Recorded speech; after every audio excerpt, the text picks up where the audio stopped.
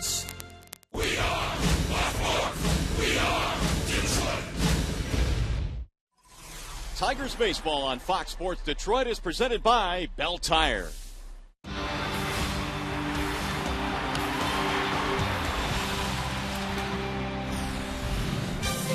When Justin Verlander has a date with the Orioles, it usually ends in handshakes and high fives. Verlander 8-0 career against Baltimore with a sparkling ERA of 2.93. And the Tigers ace will toe the slam again here tonight on a beautiful night for baseball in the Motor City. Welcome to downtown Detroit. Game 2, the Orioles and the Detroit Tigers. Hi again, everyone. Welcome to Tigers baseball. Mario and Pemba alongside Rod Allen. Glad to have you with us. Tigers trying to make it 2 straight. It's awfully tough these days to follow the act that Max Scherzer has night in and night out. But if there's one guy, Rod, that can do it, it's Verlander. You know, real tough stretch for the Baltimore Orioles. They saw John Lester a couple of days ago, Mad Max last night, and they may be watching the best pitcher in all of baseball with the best stuff here tonight, Justin Verlander, who they've had no success against. All right, we'll see how it shakes out here tonight. We do know one thing. The Tigers' offense is a lot more efficient when you get Austin Jackson at the top, and he's on a pretty good stretch right now. Boy, do they really miss Austin Jackson, and we've got a chance to watch him since he's come off the disabled list. All he does is get on base and score runs. He hits the ball right back up the middle of the diamond. That's when Jackson's at his best. But if you hang him the breaking ball, he can take you deep as well, as he did in that Minnesota series. But he's very valuable to his team. Take a look at the numbers with Jackson and without Jackson this season. 22-15 with him, 17-14 without him. But that bottom note, since Jackson's come to the movies, that's at the beginning of the 2010 season. They have won a whole lot more games than they have lost. He is a tremendous talent, and no doubt the team feels a whole lot better, and the offense is much more efficient when he's leading off. All right, after a short break, we'll send you back to the Call Sam Studios and Justin White. Coming up tonight, the top 2 hitters in the American League square off. They both homered last night. Cabrera hit a 2-run shot. Davis hit a solo shot. Stay with us. Tigers and O's next.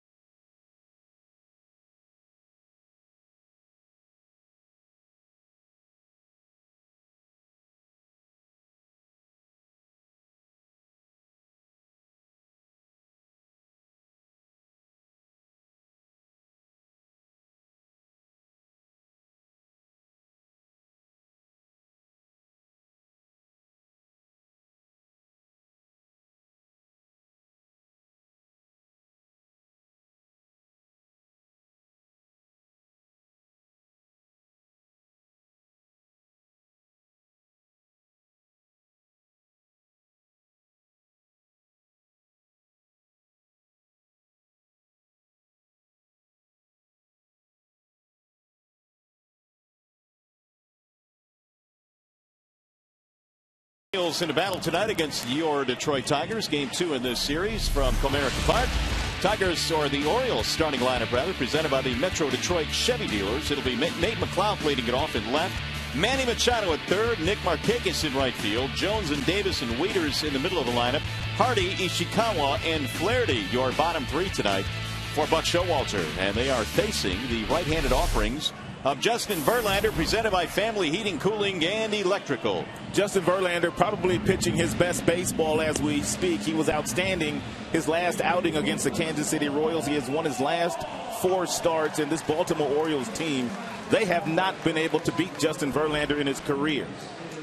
Let's take a look at the Tigers starting defense presented by Beaumont Health System. Tuiasa Sopo gets the start in left today. Jackson and Hunter with him in the outfield. The infield reads as it does just about every single night. Cabrera, Peralta, Infante, infielder, and Brian Pena getting his second consecutive start behind the plate. And we are ready for baseball tonight. Here is the first pitch of the ball game, and Nate McLeod will foul it back out of play 0-1. That's one thing about the Baltimore Orioles. They love to feast on first pitch fastballs. They swing early and they swing often. And McLeod in the ball game last night was 1 for 3. Here's the 0-1 pitch. It's a ball inside. 1 ball and 1 strike on McLeod. And a gorgeous night here at the ballpark tonight. 71 degrees our game time temperature.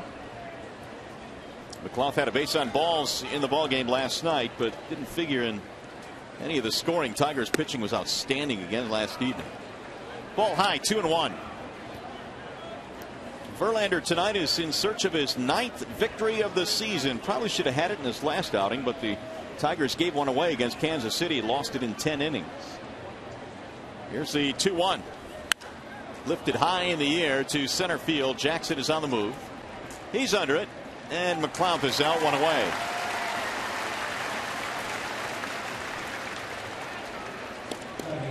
That'll bring up Manny Machado, who's been tearing it up here in the first half of the season. He leads the American League in hits with 99. In fact, he leads the majors in hits with 99, but by and large has done not a whole lot against Tigers pitching. Only 1 hit against Tigers pitching. They have really handled the kid well. Max Scherzer last night brought his 14-game hitting streak to a screeching halt. He shows bunt and looks at a strike. I should also add Drew Smyly, who faced him in his last at bat, and Smyly was awesome in the final 3 innings to record the save. 9 up, 9 down for Drew Smyly. Can't get any better than that. Here's the 0-1. Bouncing ball to second, and they had him played beautifully. Infante gobbles it up. 2 up, 2 down. What'd you think of Max last night? He's been terrific. He ran his record to 10-0 last night. He has just been superb this year. And really, you go back to last year, Max has been unbelievable. George Mullen, 1909, the last time a Tiger got off to that type of start. Here is Nick Markakis batting .294. He was 1 for 4 last night. He is it safely in his last 3. And Verlander missing outside 1-0. Markakis 7 home runs, has some power, outstanding defender as well with a very good arm, and has been a mainstay now for the Orioles. He is in his 8th season in Baltimore. Markakis is one of those guys that you really have to watch on a daily basis to really appreciate his talents. The Baltimore Orioles, because they got to the postseason last year, they have played some national games this year, but by and large, not many national games while Markakis has been in their uniform. Therefore, a lot of people really don't know a whole lot about him. Yeah, it's a good point. They finally got some of those games last season. I'm sure this season as well. But Markakis, one of those guys quietly that goes about putting up a ton of doubles. Hits with power. In fact, had 4 straight seasons of 40 or more 2-base hits. Here's the 2-1. Outside, 3 balls, 1 strike on Markakis. 2 out, nobody on, just underway. Adam Jones waiting on deck should Markakis reach.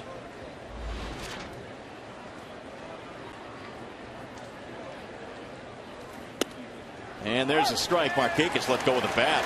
Ooh, home plate umpire Mike Winter is not going to like that.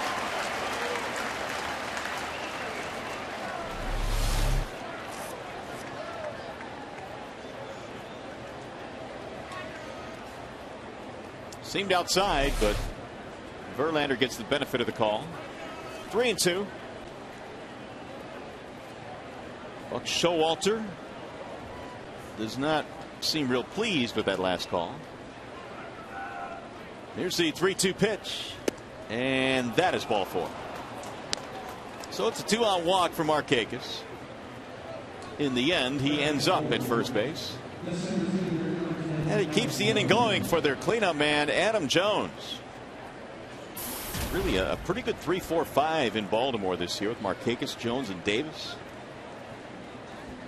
Plenty of power, ability to drive in runs. In fact, Jones has knocked in 48. Adam Jones right in the prime of his career. He's only going to get better.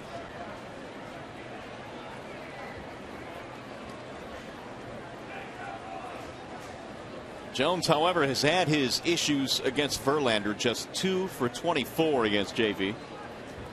This has not been a good matchup for the Orioles center fielder. Verlander usually throws Jones a lot of sliders. And there was a slider right there, but it kind of backed up on Justin. But for the most part, what he has done against Jones, and he's been very successful, is dotting that outside corner with a slider and a good fastball.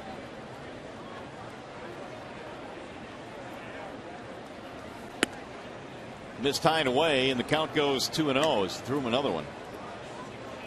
So now Jones in a favorable hitting count. Almost forget the fact that he is third in the American League in hits. They've got 2 of the top 3 hitters in their lineup. Machado leads the league in hits, and you've got Jones at third.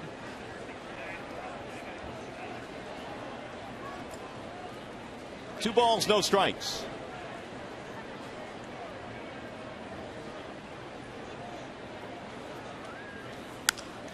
Skied in the air to center field. That's going to be routine for Austin Jackson. And that will end the first inning. No runs, a walk, 1 man left. Here come the Tigers.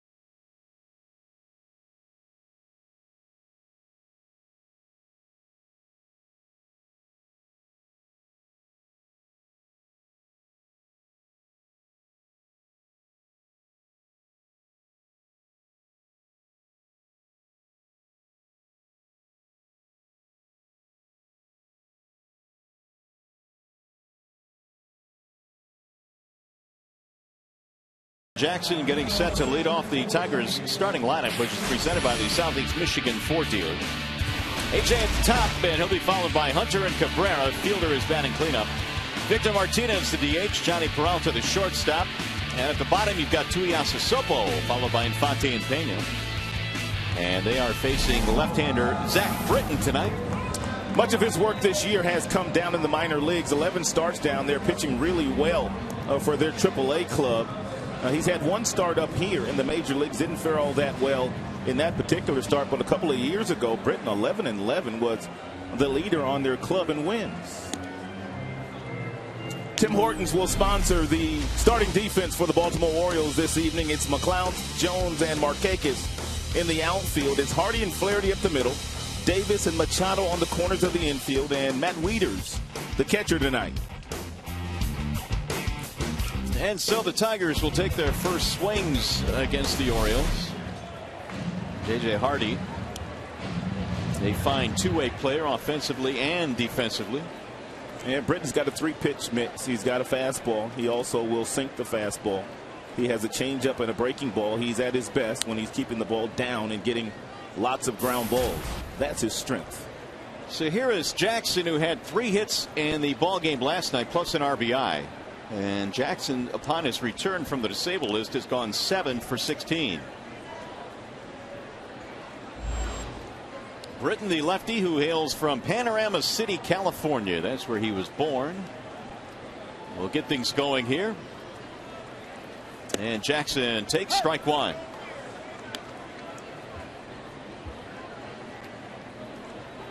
"25 years old, Zach Britton." Here's the 0-1. Ball high, 1 ball, 1 strike.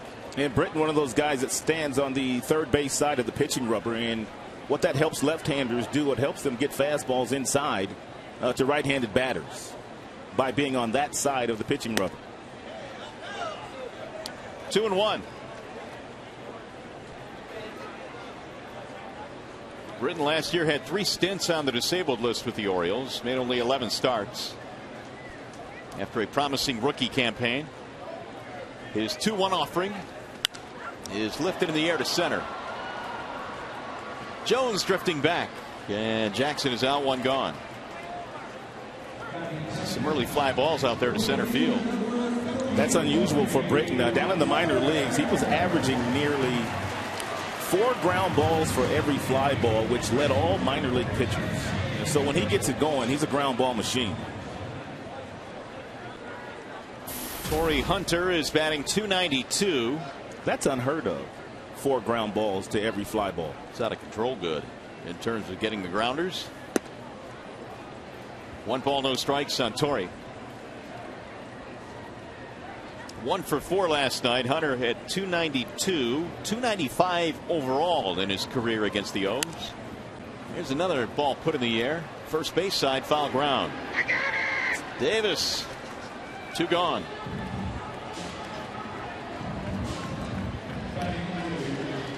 That'll bring up Cabrera.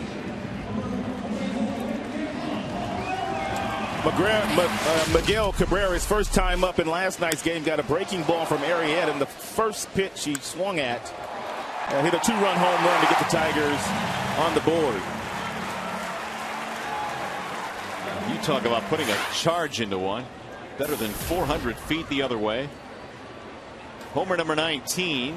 And that was part of a big night for Cabrera. A 3-hit night last evening. Miggy checks in with a .426 batting average against left-handed pitching, which is the best in the American League. Ball high, 2-0.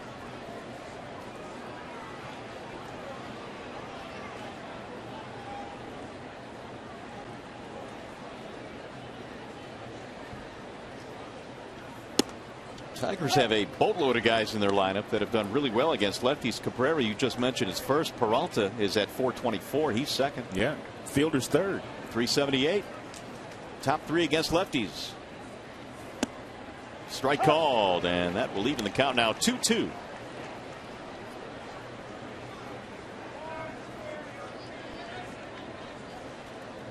Britton fans that glove out to hide the baseball. Cabrera waiting on a 2-2 pitch. And it's hit back up the middle into center field. 4 hits in the series. He's going to try for 2. The throw. He's out at second base. Cabrera tried to sneak in there, but is called out to end the inning.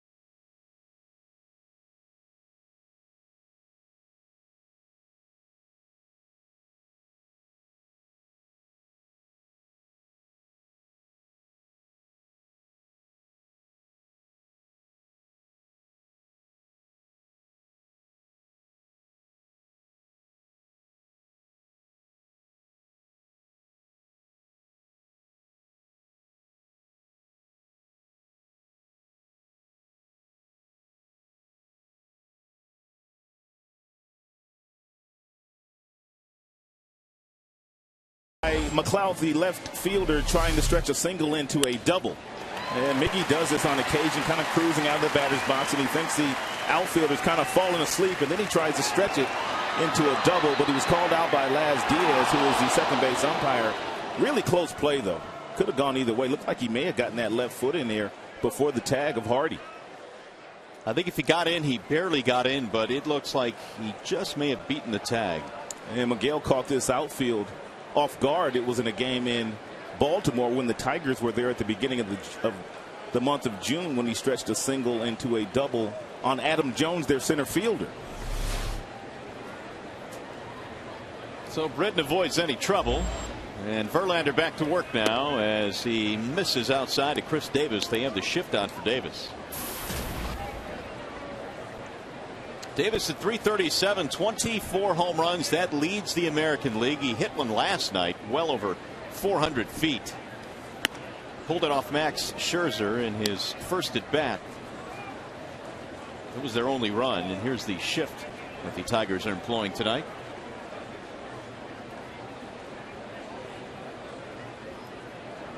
The 2-0. 3-0. Davis has done some major damage against the Tigers in his last 6. 10 for 24 with 4 homers. He was a power hitter even in his days with the Texas Rangers before coming to Baltimore. That's it for a strike. 3-1.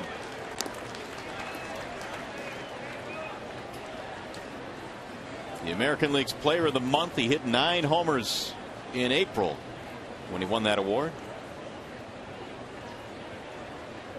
3-1 pitch. Fouled back out of play. 3-2. Davis was more of a platoon player when he was playing for the Texas Rangers. But last year, Buck Showalter gave him an opportunity to play every single day. And he put up some really good numbers and came to spring training this year knowing he'd play every day. And he's off to a spectacular start. He tipped it into the glove for strike 3. Verlander comes back to strike him out after falling behind 3-0. It's a nice job there by Justin Verlander, because the last time he went up against Davis, he threw him lots of breaking balls, got him out with breaking balls. But today, all fastballs by Justin, threw that last one right by him. JV, his first strikeout this evening. Catcher Matt Wieters. Strike 1 to Wieters, who checks in tonight at 239. 1 for 4 in the opener last night for the talented backstop. Gold Glover All-Star.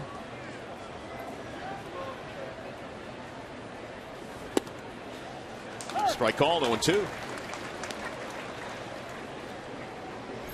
Wieters right now in terms of this year's All-Star voting is trailing Joe Mauer. Good luck there. Yeah, it's going to be tough. Pierzynski third on that list. 0-2. Wieters right now has a 13-game hitting streak in this ballpark here at Comerica. In fact, he broke into the big leagues against Detroit. That was back in 2009 at Camden Yards. Got his first major league hit off Verlander. Just missed the outside corner. 1-2.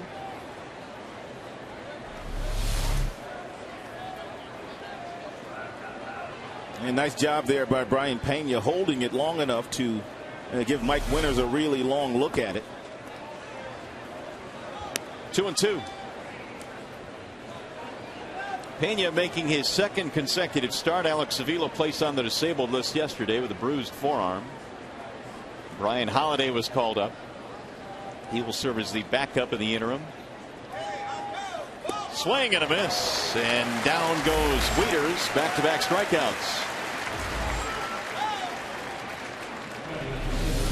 And Verlander incorporating all of his pitches here through the first couple of innings. We've seen fastballs in the low 90s. We've seen a couple curveballs, a couple sliders to Jones, and he finishes Wieters off with a fading changeup. We'll bring up J.J. Hardy, who got the best of Verlander the last time they faced each other. Yeah, he did. 2 home runs. One on a fastball, the other one on a hanging breaking ball. That was pretty much all Justin gave up that day. Here's the 0-1. Off the plate, 1 ball, 1 strike. 13 home runs this year for J.J. Hardy, former Milwaukee shortstop. That's in the air. Shallow left field. Tuiasosopo staring into the sunlight. And Verlander has an easy 1-2-3 second.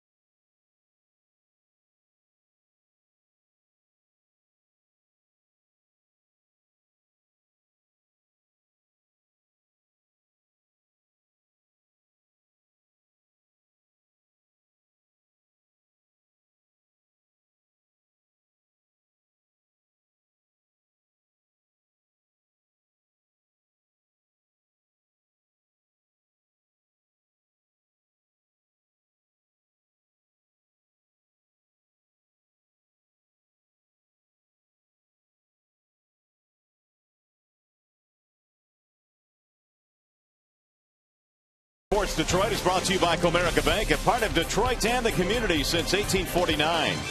Ram trucks engineered to move heaven and earth. Gus, Glory, Ram. And by Maxwell House large can coffee, good to the last drop. Back here in downtown Detroit, what a night for baseball here. It is 71 sunshiny degrees. It is still scoreless as we go to the bottom of the second. And the Tigers will send up Prince fielder Victor Martinez. Johnny Peralta against the lefty Zach Britton, who throws strike 1 to Prince. Shift on for fielder, the second baseman Flaherty's on the grass in short right for Prince, who bats .292.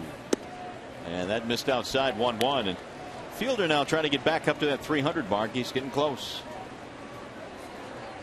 12 home runs this year. Here's the 1-1. Back out of play.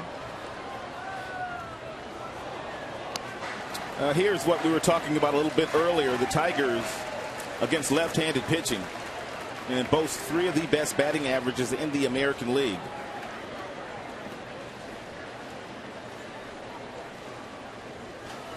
Well, the 2 right-handed batters you can see, but when you have a lefty on that list, it's pretty good. Prince takes batting practice every single day against the left-handed batting practice pitcher the Tigers have here, Ed Hodge. Every day. Fouled straight back. And I would have to think that because of that is the reason he's having so much success against left-handed pitching this year. Well, seeing it every day certainly has to improve his eye against it. I would think you're correct. Prince has the glasses on tonight.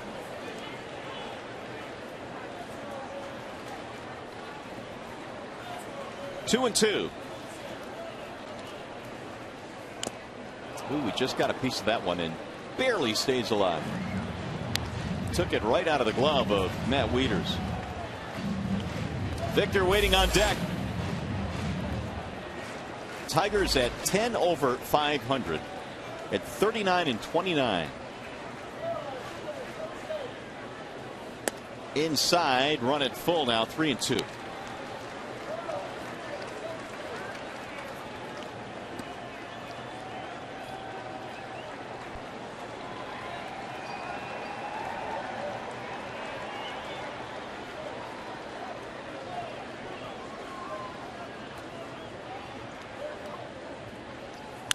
Bouncing ball right side, straight at the first baseman Davis. He'll feed the pitcher covering for the out. It's one gone.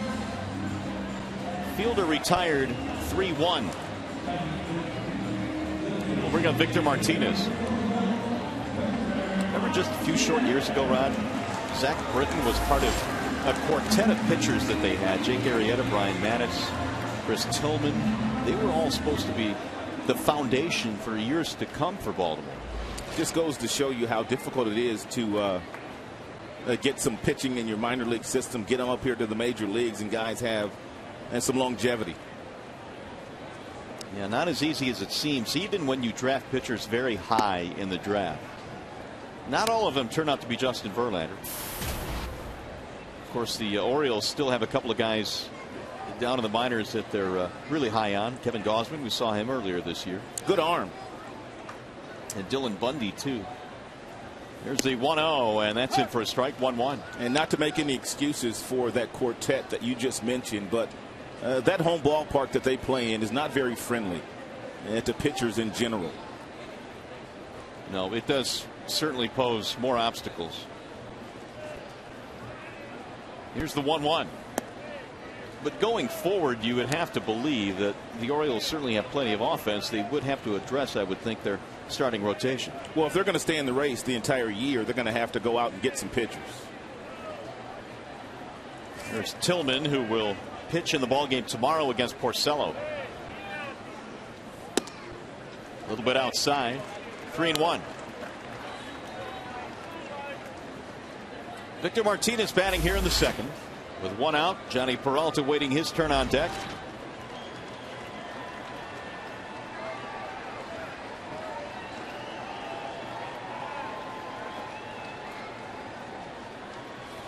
Bouncing ball left side, right at Machado. Victor is out, even on a high throw. Nice play by Chris Davis. Two gone on a couple of ground balls. There are the grounders we've been expecting from the starter Britton. And Machado had a lot of time to throw there. Therefore, you saw the arm angle. Machado, the very talented shortstop, dropped down, and the ball kind of tailed on him. But Davis able to bail him out, climbing the ladder, getting down before Martinez crosses the bag. It'll bring up Johnny Peralta. Ball one to Johnny. I mentioned the Tigers went 10 over last night with their victory. That was the first time this year that they reached 10 games over the 500 mark. Hoping to add to that tonight. Ball outside, 2 balls, no strikes. Jim Leyland is hoping this is a stretch in which his team will start to take off. They've got a long road trip coming up after this long homestand. That's in for a strike, 2-1.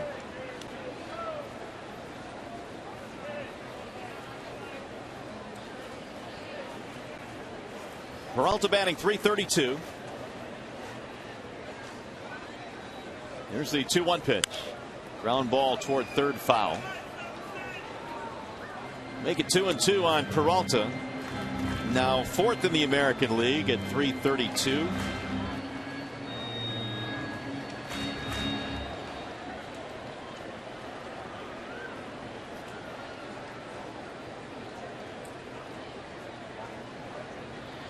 And Britton ready now with the 2-2 pitch.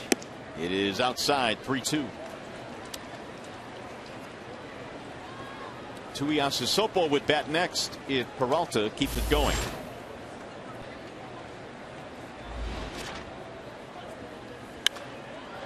Driven in the air to right field. Markakis going back to the wall. He leaps, can't hold on. Johnny is on his way to second, and he is in safely. Rafael Belliard, first base coach, was asking for a home run there. We'll see if Jim Leyland comes out to take a peek at it.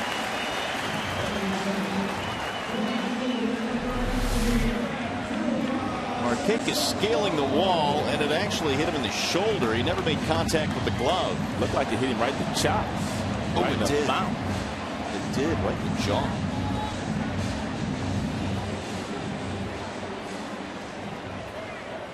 Clearly not a home run. But it is a double for Johnny Peralta. The Tigers had their second hit. 20th double of the year now for Johnny. Tuiasosopo takes a strike. Pleasant surprise Matt has been this year. These numbers offensively have been a plus 333. He's knocked in 14 in part-time playing time for Detroit. Here's the 0-1. Back out of play 0-2. The number is really remarkable for Tuiasosopo because we're talking about a guy that very seldom gets 2 starts in 1 week. He has had one stretch this year where he played in back-to-back games, but by and large only gets his reps against left-handed pitching.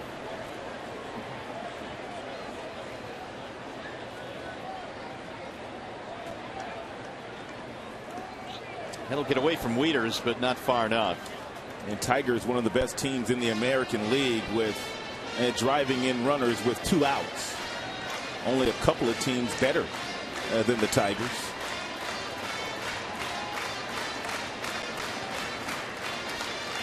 %40 of the team runs have come with 2 outs.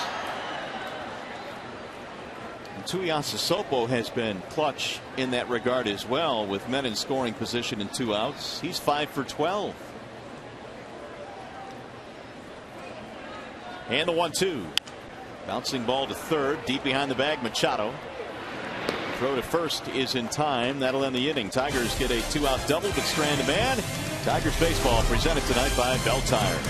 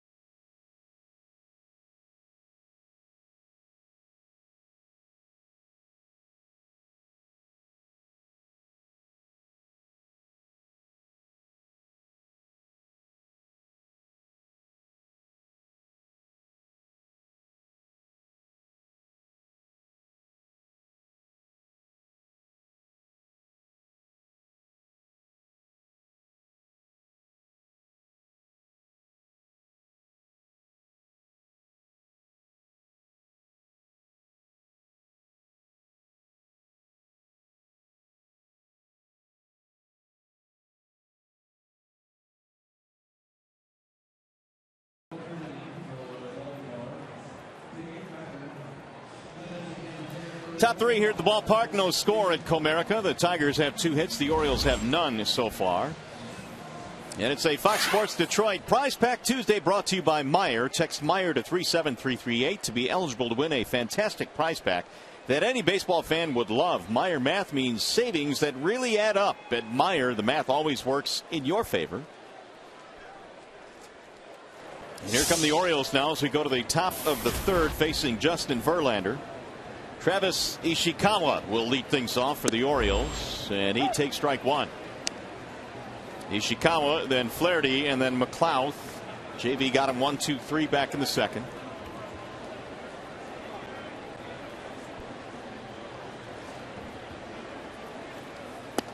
And Verlander missed away, 1 ball, 1 strike.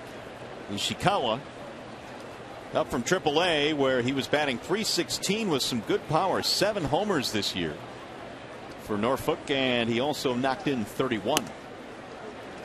Now he's behind in the count, 1-2.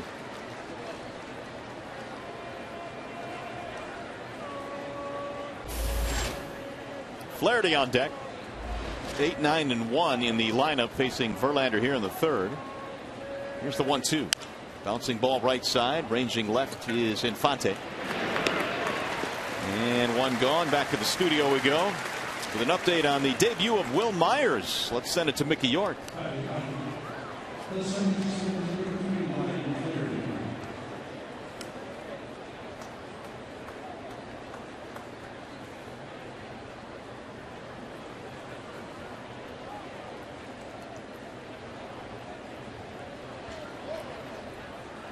Thanks very much, Mick. And back here, there's still no score as we play in the third, and it's Ryan Flaherty with one out. Myers certainly, you would think, Rod, will add some offense to that team once he gets going. You would just hate that he'd be called up because they are struggling from an offensive standpoint, because that puts a lot of pressure on a very young kid like Myers, who they expect a lot of in the future. It's not like coming to this Tigers team like a Garcia, where you can just kind of slot in that number 9 spot and just kind of go about your business without having the pressure of trying to carry the offense. The 1-1 to Flaherty is grounded foul. 1 ball and 2 strikes. Well, Will Myers making his debut tonight, and so is Zach Wheeler against Atlanta, one of the top pitching prospects for the Mets. So far, 2 innings, 1 hit, 4 strikeouts. He's going up against a pretty good club in the Atlanta Braves. That's the other way, and a base hit. It goes through into left field. First hit of the ball game for the Orioles, and it snaps an 0 for 14 for Flaherty. Yeah, nice little compact swing by Flaherty. Doesn't do a whole lot. Kind of allows Verlander to supply the power. Just kind of puts the ball in play and finds a seam on the left side of the infield. How about that? You come in 0 for 14. You got to face Justin Verlander. Figure it might be a long night, and he singles to left. Nate McLouth looks at a strike. He flied out to center field to start the ball game.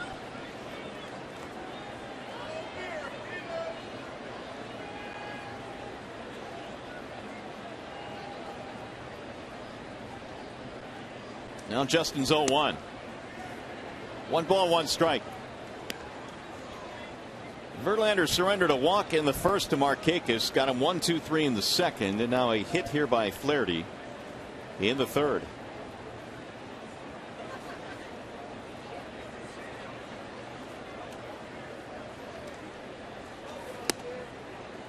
Ball high, 2-1. McLouth, coming out of high school at Whitehall High School, was the winner of the Mr. Baseball in the State of Michigan award. In fact, was probably going to head to the University of Michigan to play his college ball, but Pirates made him a good offer, and he went professional. He pulls that one right by Prince into right field. Flaherty hits the bag at second. He's going to third, and they're going to stop in there. It's a 2-base hit for Nate McLouth. And the Orioles in business here in the third inning. McLouth was looking for a fastball in the 2-1 count, but Verlander threw him a breaking ball at the bottom of the zone, and it kind of sped his bat up, and he was out in front of it, and he hit that ball right past Prince Fielder.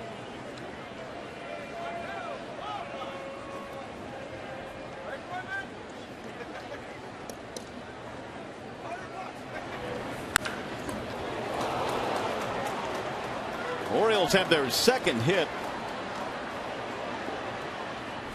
Up until this inning, the Orioles had not had a hit since the 6th inning of last night's game. Now Machado batting with 2 men in scoring position.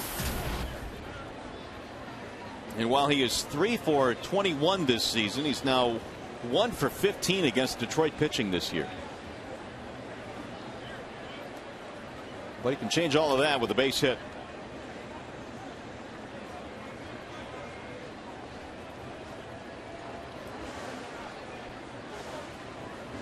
Machado grounded out in his first at bat.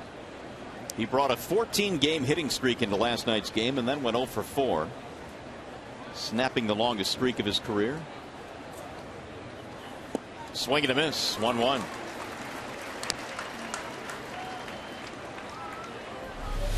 And good breaking ball here by Verlander. It's a slider, and you can see the spin's a little bit tighter on the slider versus the curveball that Verlander features. The curveball has a much bigger break to it. Wave and a miss again.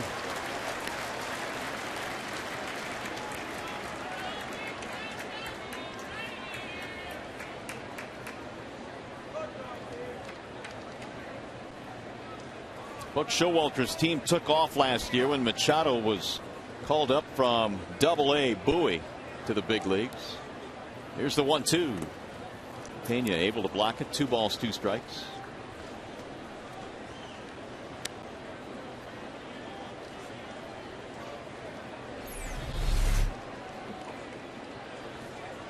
And since August of 2012, you see the splits on Machado. He's played every game and every inning of every game.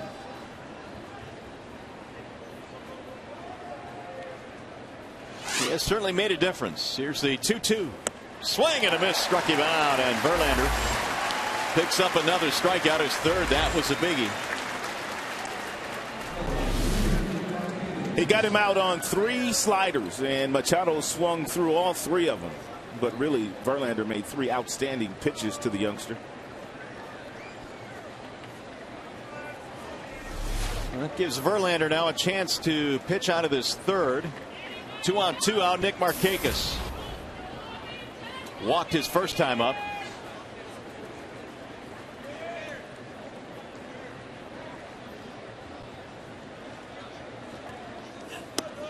In for a strike, 0-1. Best fastball of the day by Justin Verlander, 97 miles an hour. That's one of the things that he did so well last year. When there was runners in scoring position, Verlander would always reach back and throw his best fastball. He also threw Machado 3 outstanding sliders. And when you define an ace, I think one of the things that you have to use, or one of the criteria that you have to use, is at least 2 above average pitches, don't you think? Probably 3 to be a legitimate ace. No doubt. He has 4, and that's one of the reasons why he dominates. How about that at bat last night that Scherzer, or that confrontation he had with Davis? Speaking of reaching back, he's throwing 97, 98 mile an hour fastballs with the bases loaded. Biggest at bat of the game last night for Scherzer. He struck out Davis. Going up against Davis. And the 0-2. Oh, where was it? That's wicked. Verlander was jumping around on the hill after that one. I think Mike Winters got fooled on this breaking ball. Back-to-back 97 mile per hour fastballs, then he throws this. Oh my goodness. Well, Verlander thought he had it. Now the 1-2.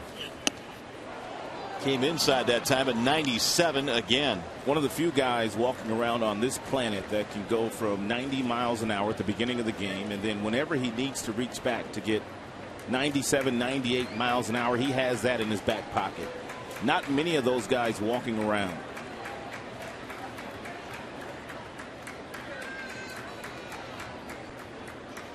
Here's the 2-2. Markakis able to stay alive. Trying to get it to Adam Jones. He's waiting on deck.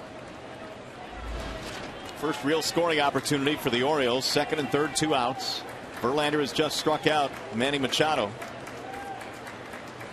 Flaherty and McLeod, your base runners.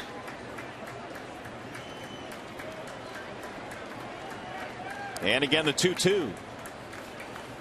Way outside, 3-2.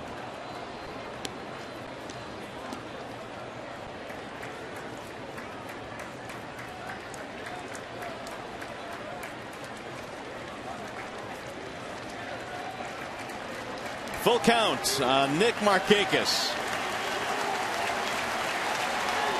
And he has the fingernail polish going tonight to make sure Verlander can see clearly. They'll call time now and head out to the mound. A 3-2 pitch coming up here, so they want to make sure that, at least Pena does, that he knows what's coming.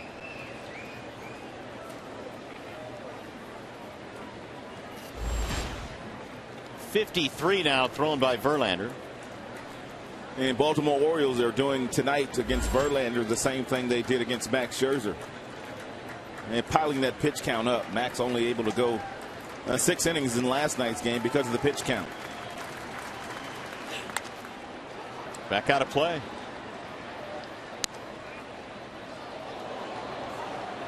Justin threw 117 pitches to get through 7 frames in his last start at KC. And it's been a lengthy battle here with Markakis. 2 on and 2 out. Again the 3-2. It'll go foul down the third base line. Every fastball that Verlander has thrown to Markakis in this at bat has been at 97 miles an hour.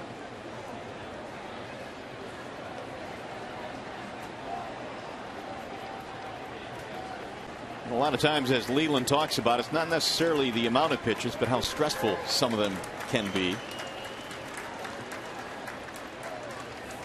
And he walked him. That's going to load the bases. Again, a 97-mile-an-hour heater. Markakis draws his second walk. So now the Orioles with an opportunity here. They've got their cleanup man up there with the bases loaded.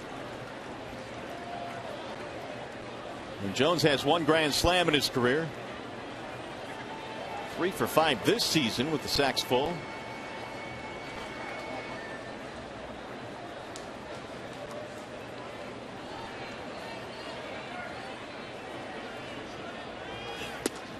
Strike one on the outside corner. Another fastball.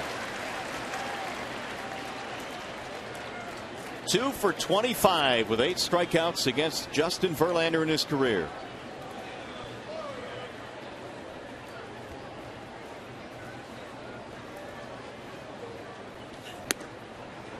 Ball high and away, 1-1. The last one in 98.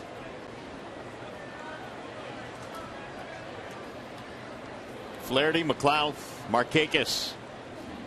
All on the bases here.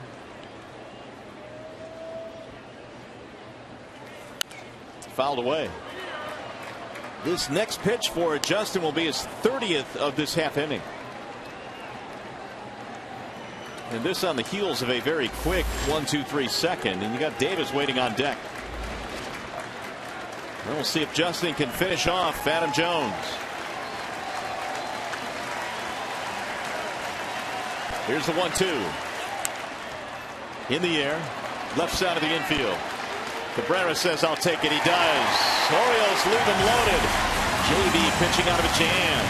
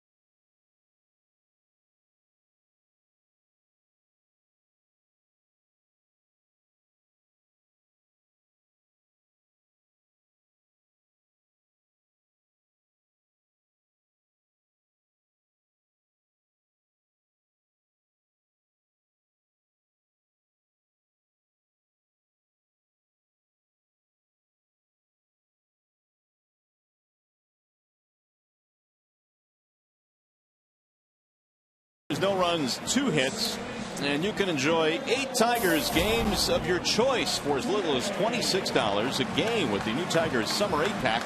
For more information, or if you'd like to order, 313-471-2255 is the phone number, or visit tigers.com/summer8. And enjoy the Summer 8-pack. Beautiful over-the-head view of Comerica Park here in downtown Detroit, and a great night for baseball. Tigers trying to get the offense going here against lefty Zach Britton, and they will send Omar Infante to the plate. Omar, then Pena, and then Austin Jackson.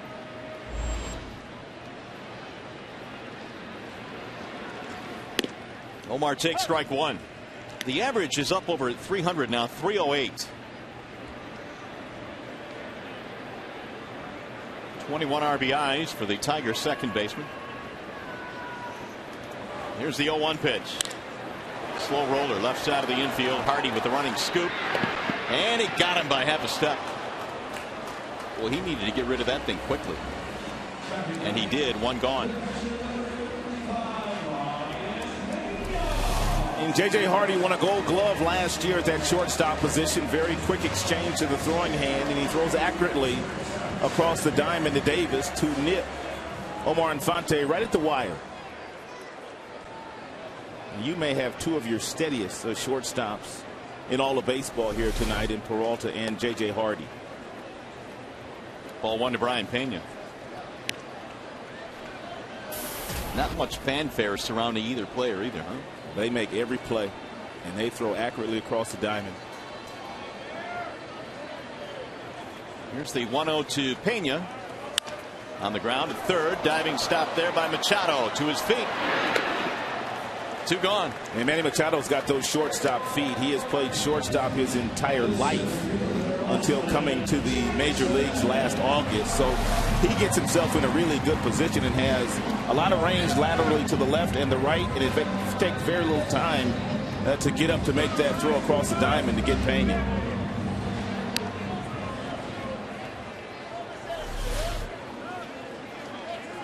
Two up, two down, couple of ground balls, and now we are seeing Britton start to get those grounders we anticipated he would. And Baltimore has an outstanding defensive club.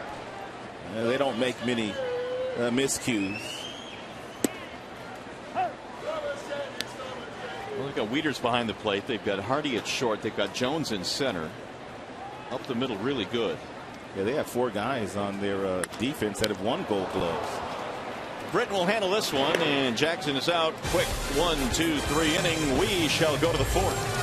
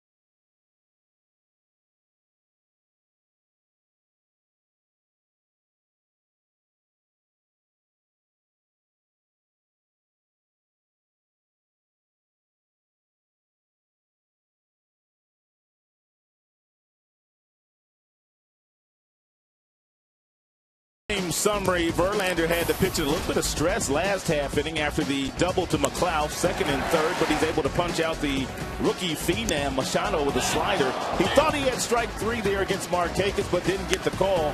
He walked Markakis, but he got Jones to pop up for the third out of the inning. 8:30 pitch, third inning, and now Davis will lead it off here in the fourth. Ball high to Chris Davis. Every pitch so far Verlander has thrown to Davis tonight has been a fastball. Verlander didn't get much rest because Britton, their starter, only threw 6 pitches that last half inning after Verlander threw 30 in the top half of the inning. 3 really quick ground ball outs to close out the bottom of the third, so Verlander right back out there. 1 ball, 1 strike. He struck Davis out back in the second as part of a 1-2-3 second inning. fouled away. 1-2.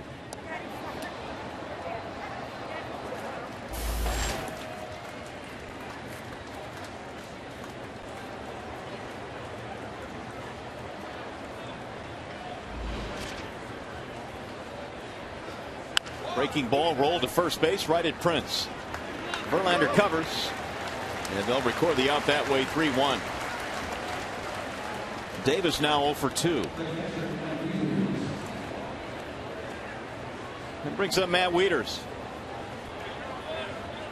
Jim Leland today was talking about Verlander in his last start against the Royals, and he said that it was vintage Justin Verlander. He looked really locked in like he did so many times the past couple of years. And he pitched a really good game against the Royals. And it gets back to, I think, how sometimes we get spoiled on what JV has been able to do in the past. Threw 117 pitches in that game, 8 punch-outs, and no runs. Tigers gave that game away late, so Verlander did not get the win. That one missed. 2-0 on Matt Wieters. And Verlander has had the most success against the Kansas City Royals and this Baltimore Orioles team. 8-0 in his career against Baltimore. Something like 15-2 against the Kansas City Royals. Against the O's, a 2.93 ERA. Some of those starts obviously coming at Camden Yards as well. Not an easy place to get a victory and to keep your ERA in check.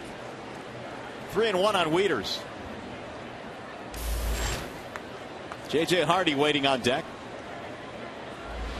Here's a 3-1 pitch. And he walked him.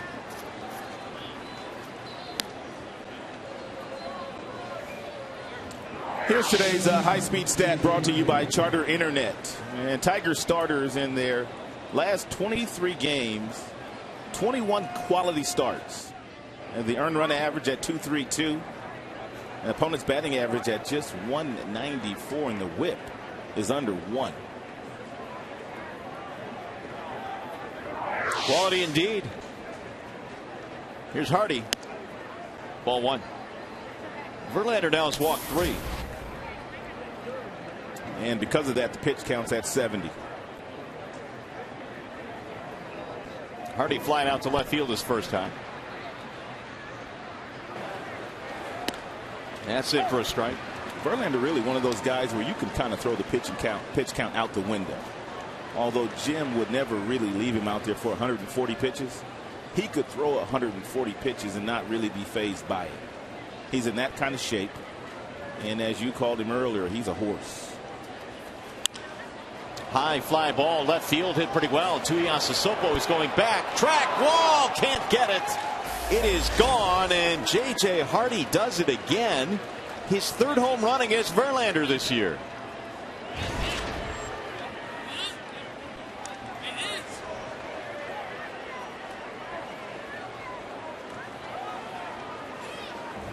A 2-run shot to make it 2-0 Orioles. It's a slider, and it's not in bad location, but we told you last night J.J. Hardy, dead pull hitter, able to reach out and get it, and gets enough of it to hit it into the Tigers bullpen.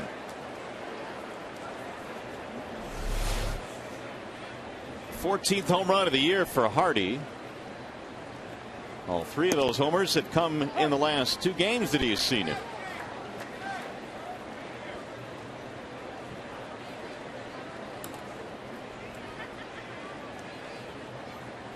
Third hit of the game for the Orioles. They lead 2-0.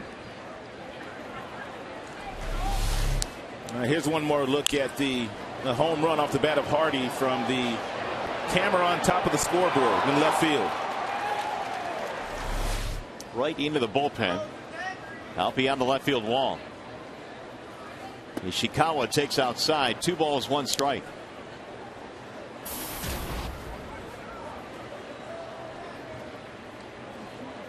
He grounded out to the second baseman Infante, his first time up.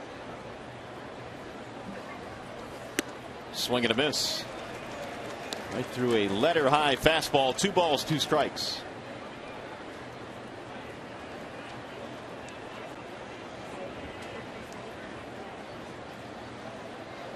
J.J. Hardy might be able to write a book. How to beat Justin Verlander. 3 homers against him this year. Strike 3 call.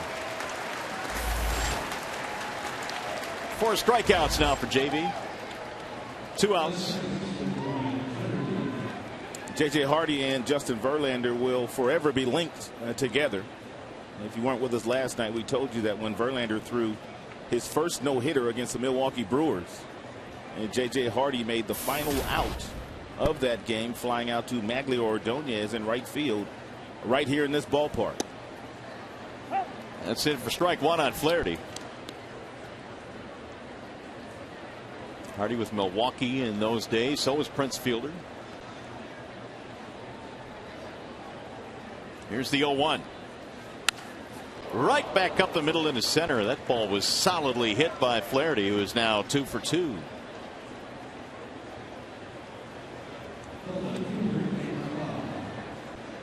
It's going to bring up Nate McLeod. First time up, Flaherty singled to left field on a fastball. That time he waited nicely on a breaking ball and hit it right back through the gut.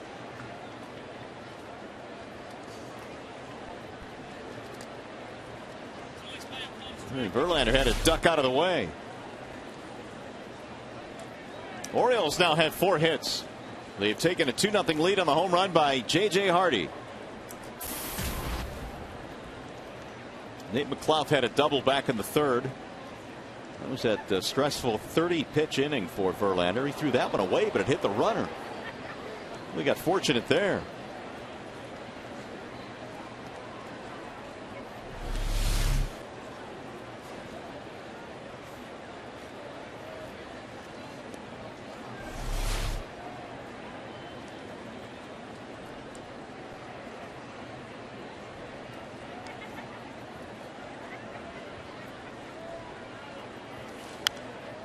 Slice back out of play. 0-1 on McLeod. Verlander on several occasions in this half inning has been voicing his displeasure with Mike Winters and his strike zone. There were a couple of really close pitches in that 3rd. He had Markakis struck out on a good breaking ball before he finally walked Markakis. But because he did not get that call of that 3rd strike, he had to throw about 10 extra pitches in that 3rd inning. Here's the 0-1. That is popped up. Back is short. And Johnny Peralta back to the grass. That'll end the inning. 2-1 shot by Hardy makes it 2-0 O's.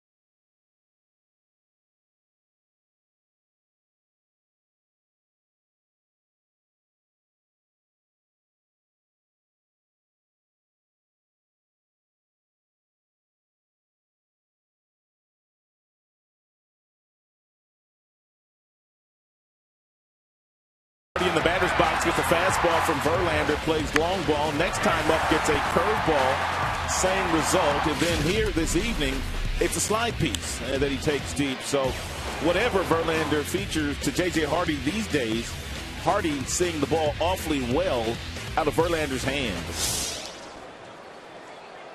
.233 career against Verlander with 3 homers now. And Hardy has given his team the lead as we go to the bottom of the 4th.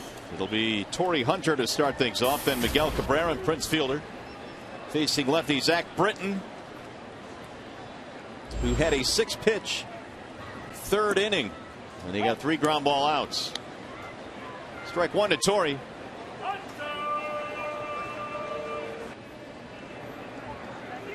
Now time called as Hunter steps out. Verlander has 81 pitches through 4 innings tonight. Hunter takes the ball outside, 1-1. And that Tigers bullpen not at full strength tonight. Drew Smiley will not be used this evening. Or tomorrow. Here's the 1-1. Swing and a miss. 1-2. Britton earlier this year was sent down to AAA after giving up 6 runs in a loss to Seattle. That was back in late April.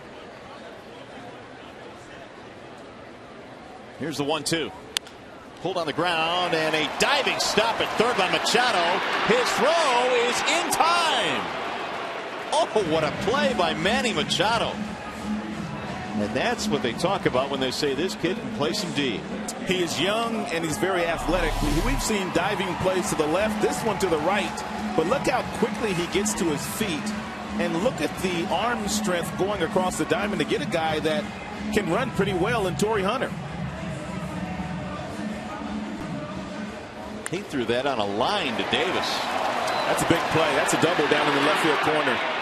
If not for that real good glove of Machado. Well, Torrey has a hit taken away. 1 out here in the 4th. Here is Cabrera. And he drives one to left field. That'll drop in. Base hit right in front of McLeod. He is just a hitting machine. Every night he comes to the ballpark, he is clearly the best player on the field. Every night. Pretty swing.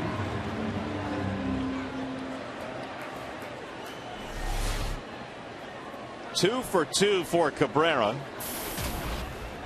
Now 7 for his last 13. That'll bring up Fielder. Ball outside to Prince.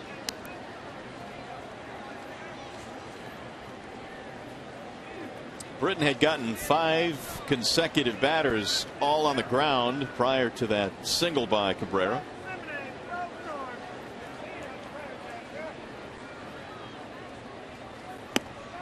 That's it for a strike. 1-1.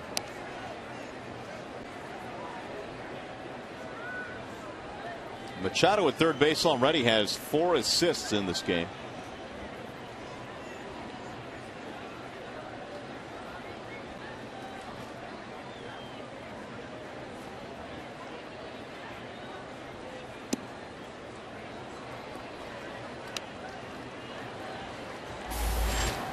Two balls, 1 strike. Britton came in 2-0 career against Detroit in 2 starts. He won them both. 3.75 ERA. The 2-1 is a chopper back up the middle. Hardy has it. Awkward flip to second. Relay to first. Not in time. Boy, if they would have turned that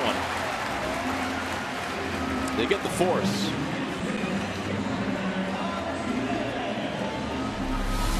And they got the 1 out because of the shift. Had they not had the shift on, that's probably a base hit right back up the middle, but they nearly turned 2.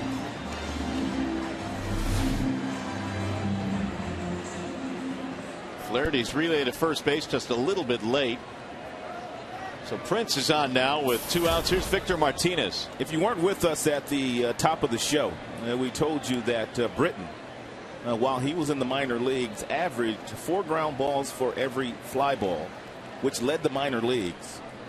In the last 5 hitters have hit the ball on the ground. 1 ball, no strikes on Martinez. Make that the last 6 hitters who have hit the ball on the ground. Victor did so back in the 2nd. The 5-3 ground out.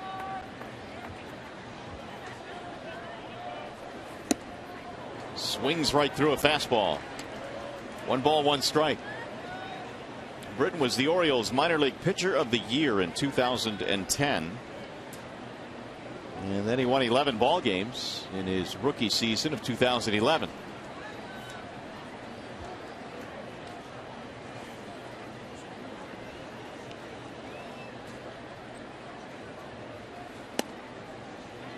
Two and one.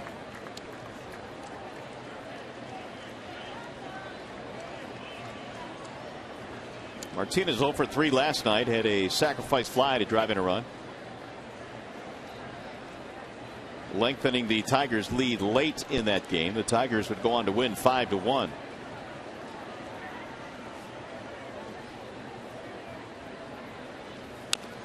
Chopped foul at home plate. 2 balls, 2 strikes. Victor over the years has put up good numbers against the Orioles. He has seen them a lot. 313 lifetime against the O's. Peralta waiting on deck.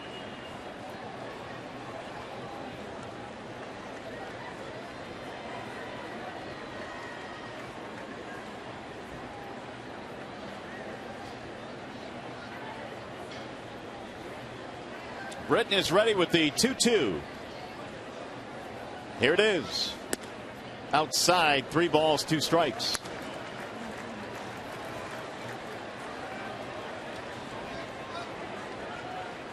Tigers, for the most part, have been great in this ballpark this season. They hit .305 here at home, and they average nearly 6 runs per game in this ballpark, which leads the major leagues. They don't lose very often here. Well, they certainly haven't over the last couple of years. 3-2 pitch is high, ball 4. Victor draws a walk. We'll put 2 men on, 2 men out. And you can vote for your Tigers McDonald's player of the game. It's presented by the new Detroit Tigers. M&M McFlurry only at McDonald's. Using your cell phone, text Tigers followed by a space and the player's uniform number to 37338. Or if you'd like, vote online at foxsportsdetroit.com.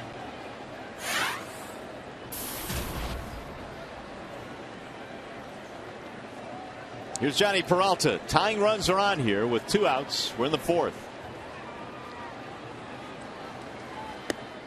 In for strike 1.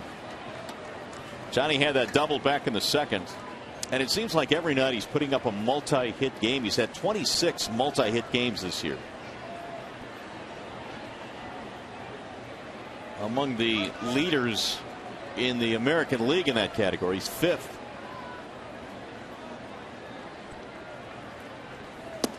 Ball inside, 1-1.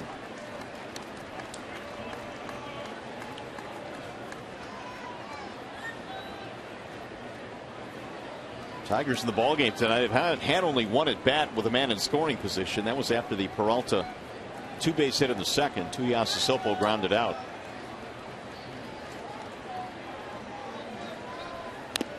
Fouled straight back, 1-2.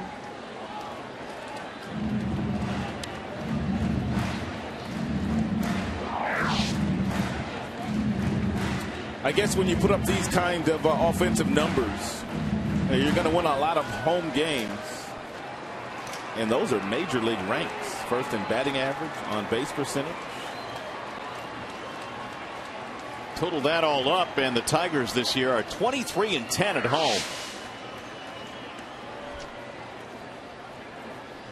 Now the 1-2.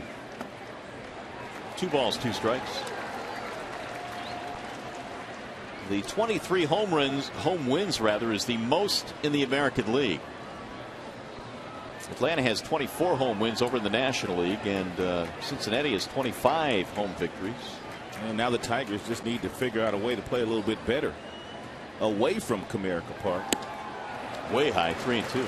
They won't have to worry about that for a while, though, because they'll be here for 8 more games. Tuiasosopo waiting on deck. Here comes the crowd.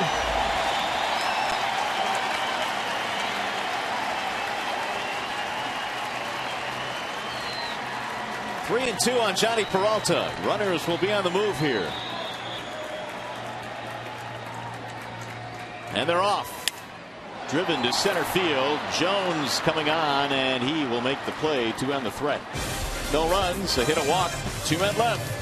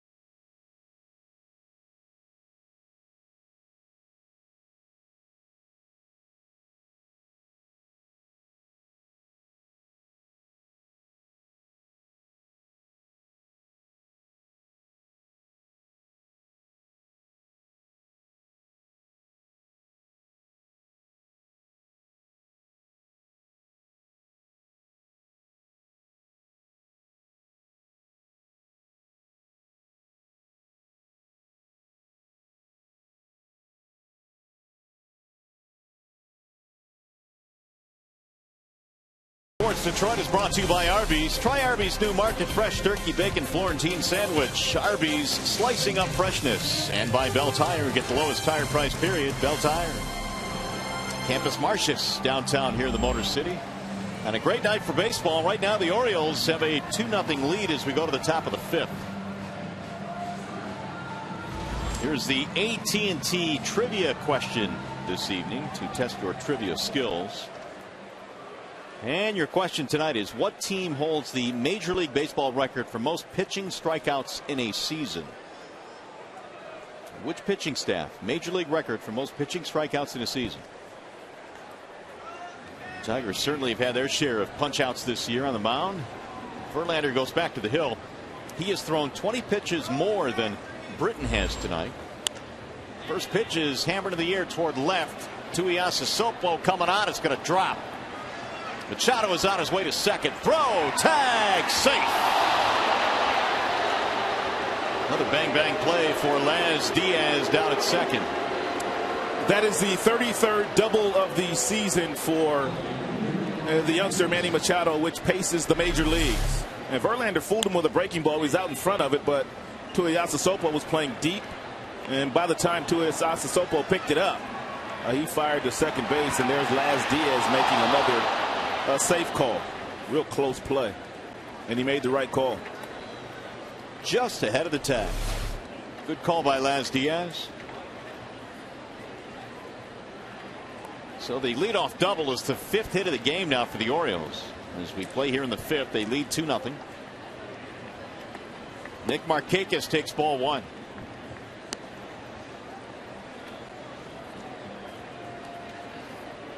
Markakis tonight has been able to walk twice against Verlander.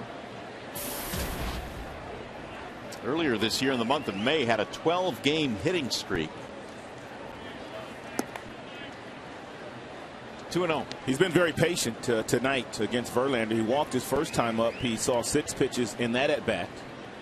And then his next time up, Verlander had to throw him 9 pitches before walking him. So he's doing his part in getting that pitch count up of the Tigers ace.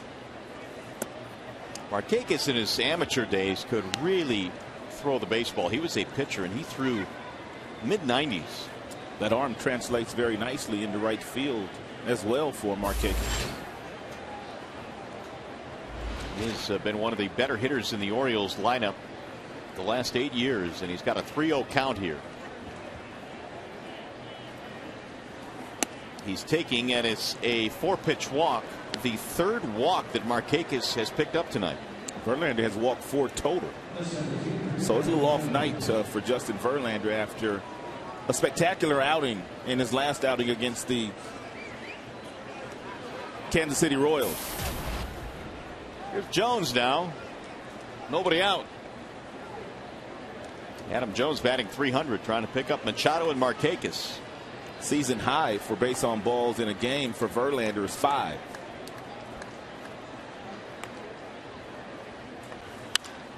High fly ball hit well to right field. Torrey going back. Track. Wall looks up and gone. It is out of here. An opposite field home run for Adam Jones. And the Orioles tack on 3 more. They lead 5-0. Second home run of the night for the O's.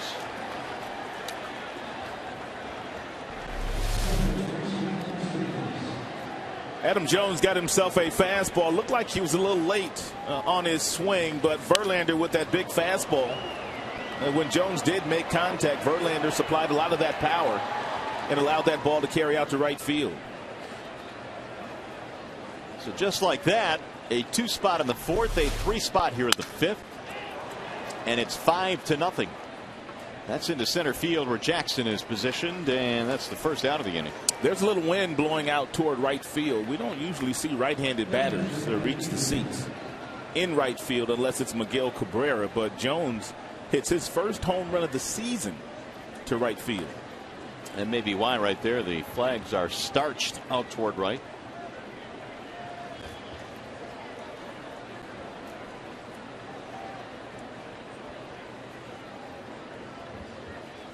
Matt Wieters sends a ground ball to second base. Right there is Infante. Here's our high-speed pitch brought to you by Xfinity. And Justin Verlander has been all the way up to 98 and as low as 75 with either his changeup or the curveball that he features.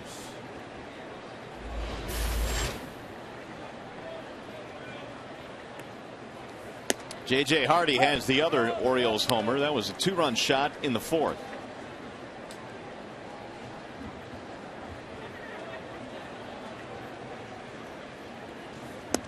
Orioles tonight have 6 hits, 2 singles, 2 doubles, 2 homers. Zach Britton, meanwhile, has limited the Tigers to 3 hits. Here's the 0-2. Fly ball down the left field line. That thing is hooking, and it will go foul. So Hardy made a bid for another one. 0-2.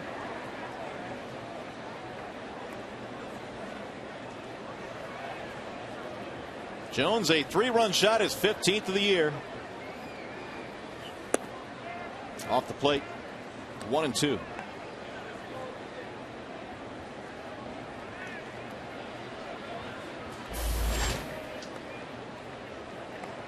Ishikawa waiting on deck. Ball inside. 2-2 now on J.J. Hardy. The only shortstop in the American League to hit at least 20 homers each of the last 2 years. He's on his way to doing that again this year. That time he slaps one to right, a base hit. Well, you got a couple of guys here in Hardy and also Adam Jones who very seldom hit the ball to right field. Getting a couple of knocks in that direction. Jones, his left the ballpark. Luke Peconin in the Tiger bullpen. As Valverde. As Verlander reaches 95 pitches. The other guy up there was Benoit, but he's always up there in the 5th inning, just kind of loosening up. Ishikawa with a swing and a miss, 0-1.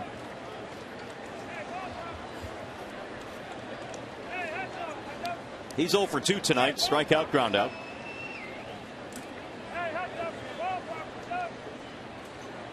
In each of the last 4 starts for Justin, he's gone an even 7 innings.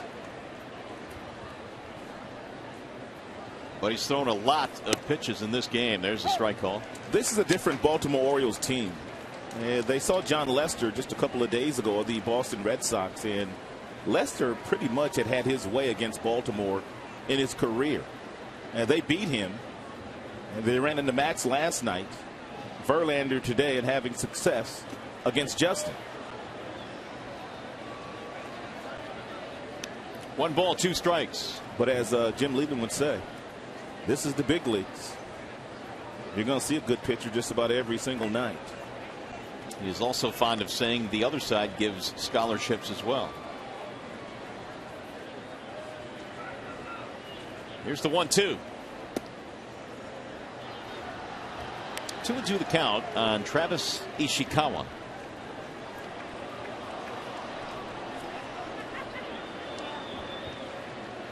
Signed as a minor league free agent in December. Hit .257 with Milwaukee last year.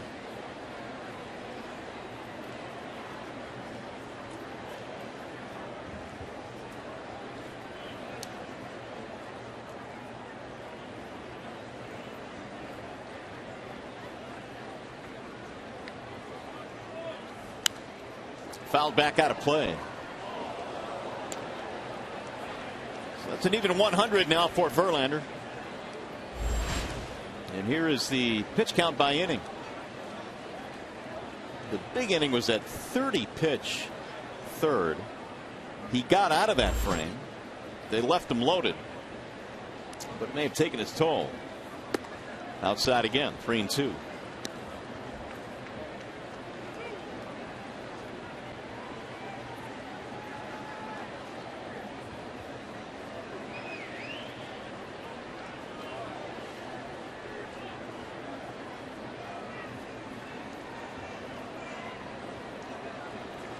June has typically been Verlander's time of the year. 26-7 in the month of June over his career. Runner goes and a wave and a miss. That'll end the inning. Ishikawa is out of there. Adam Jones, 3-run shot, lengthens into a 5-0 ball game. Tigers baseball presented by Bell Tire.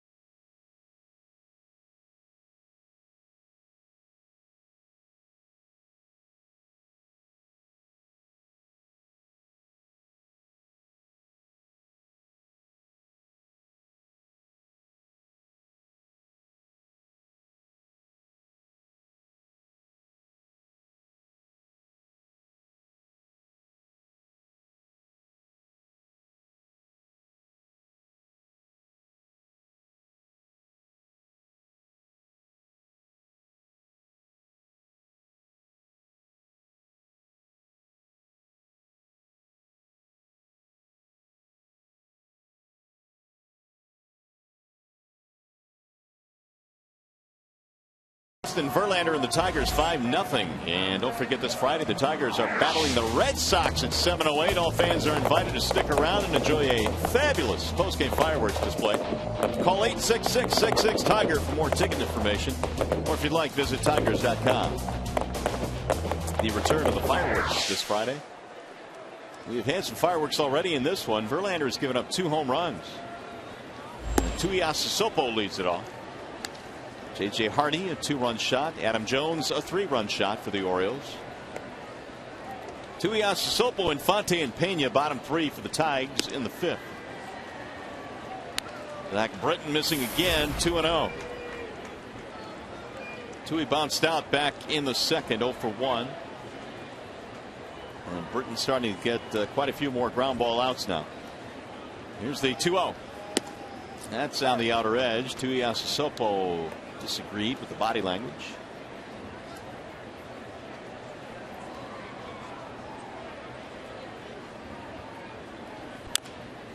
Chop toward third base. Foul. 2-2 on Matt.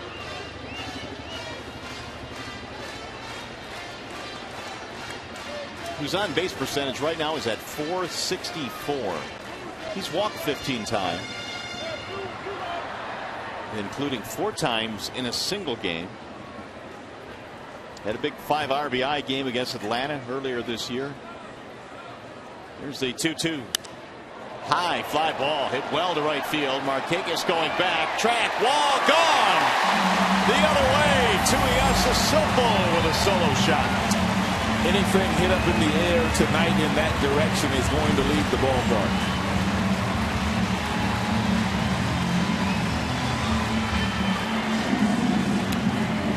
Third of the year for Tuiasa Sopo. Good at bat by Tuiasa Sopo, getting himself in a really good hitter's count and forcing Britton into getting the ball up in the strike zone. He gets one up in that jet stream and hits a solo shot. So 15th RBI as well. Tigers are on the board. It's now 5-1. Infante hammers one to center field. Jones on the move. One gone.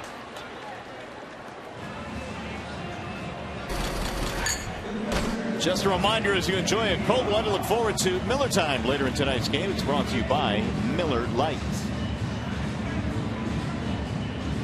So they get one back on the home run by Tuiasa Sopo. Here's Brian Pena. Had one taken away in a fine play by the third baseman Machado. With this Tigers offense, a 4-run deficit is not that many. Not the way they can score here at this ballpark. It's only the 5th inning too. They've been limited right now to just 4 hits.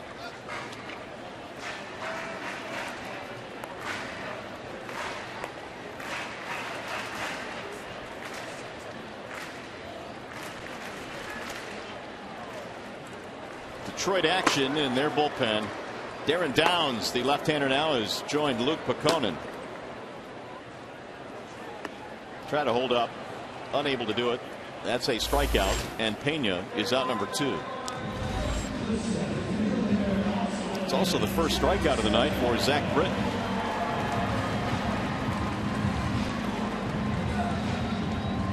It's Austin Jackson. 0 for 2 tonight for Jackson.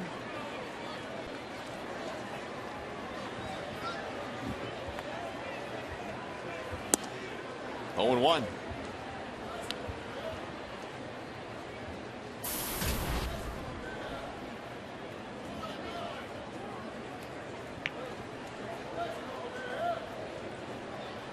The 0-1 pitch. 1 ball, 1 strike on Jackson.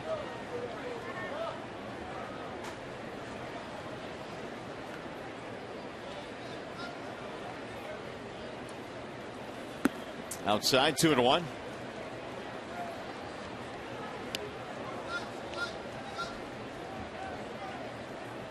Jackson placed on the disabled list about midway through the month of May, May 12th, with that pulled hamstring.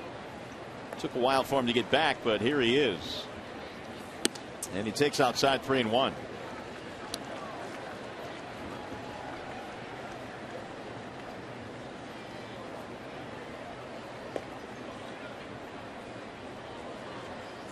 Should Jackson reach? Torrey Hunter waiting on deck. Here's the 3-1 offering. And he will reach. It's a 2-out walk.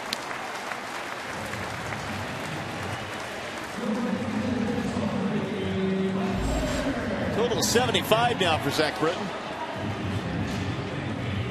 That base on balls is his 2nd of the game. And Wieters comes out to have a chat with him as Hunter steps in.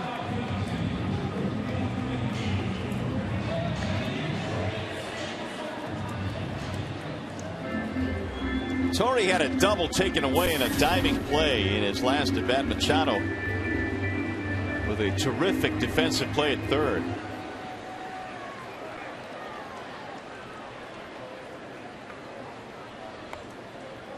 One for 6 now in the series against the O's.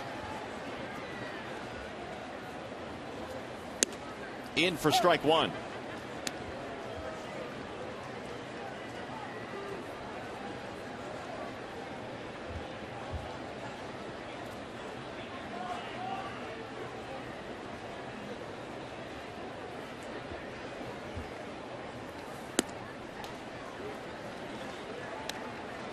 1-1 on Torrey. 27 driven in. Got that 300th home run a couple of days ago in Minneapolis.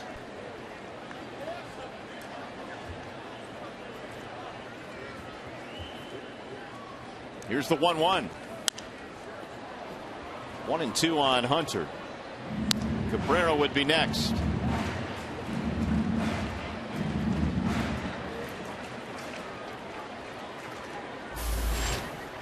Zach Britton was pitching pretty well down at Norfolk.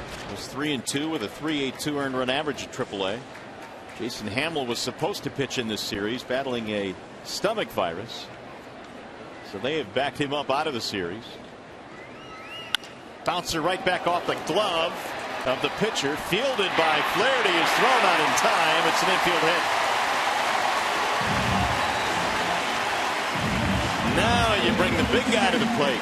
And one mighty swing of the bat and gets the Tigers right back in this one. That ball slowed down by Britton, but by the time Flaherty was able to get it and surround it, could not get enough on his throw to get Hunter out at first base. 2 on and 2 out. And Miggy already 2 for 2 tonight against Britton. 2 out risk. 5:33.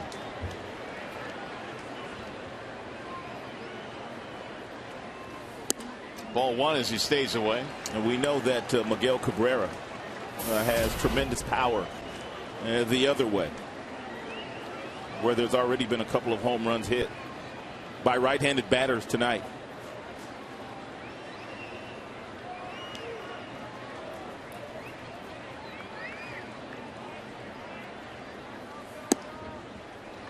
Two 2-0. First 2 pitches outside to Cabrera. Fielder is on deck. And Britton being very careful here with Miguel, who has 2 hits already in the game, both singles.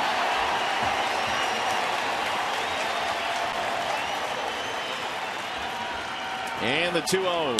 Bouncing ball right side of the infield. Flaherty has it. And that'll end the inning. Tigers, however, get 1 run back. Matt Tuiasosopo, leadoff home run, his 3rd of the year.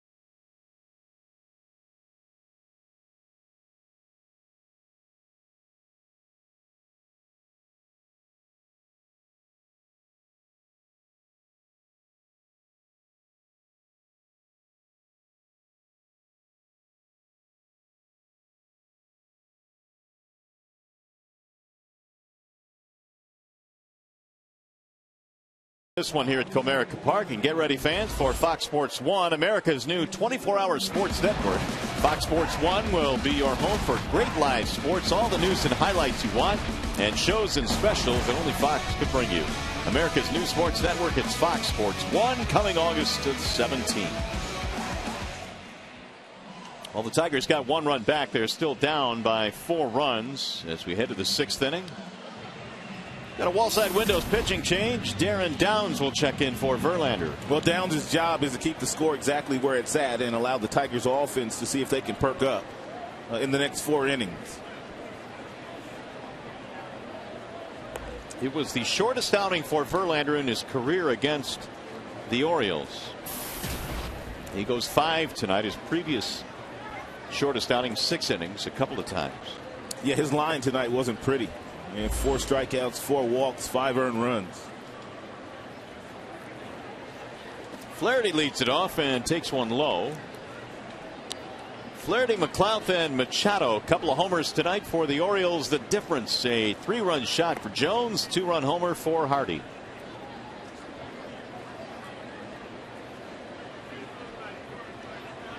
Here's the 1-0. Ground ball right side. Infante has this one.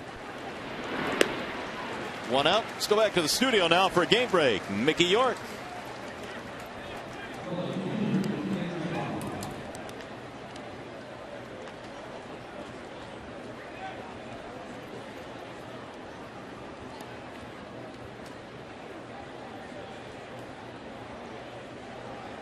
All right, Mick, thanks. Here it is 5-1 as we play in the 6th inning.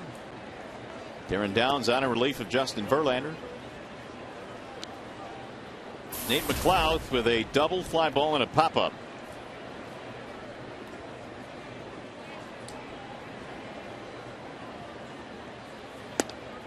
In for a strike, 1-1.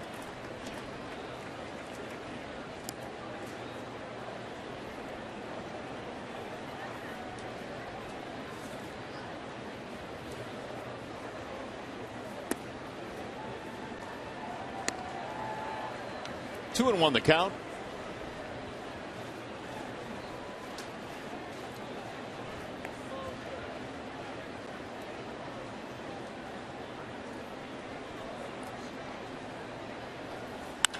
Ground ball right side. Nice backhanded play by Prince. Downs going to win the race to the bag. 3-1, 2 away. Well, the Tigers conclude their 3-game series with the Orioles with an afternoon game tomorrow. 1:08 start. For tickets, call 866-66-TIGER or visit tigers.com. The Orioles wrapping up a 3-game series here with Detroit before Boston comes in for the weekend. Here's Machado now with 2 outs.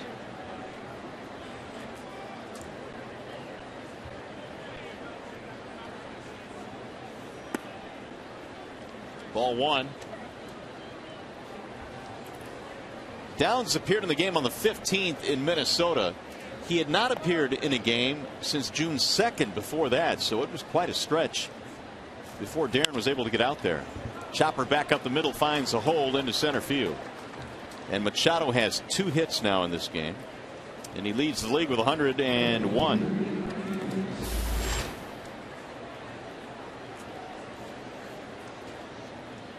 8 total hits for the Orioles.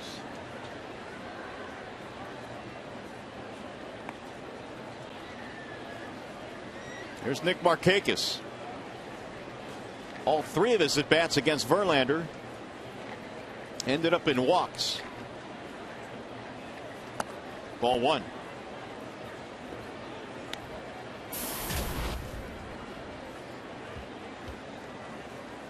Orioles by and large have been a really good road team. In fact, they lead the majors in road batting average, 277.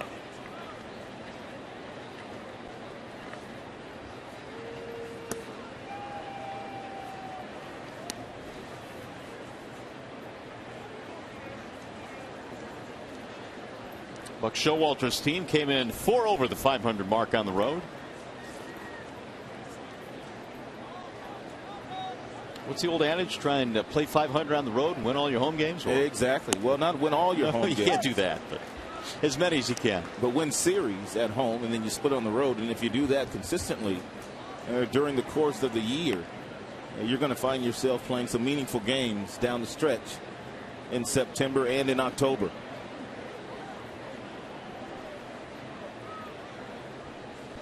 Oh, they got it picked off.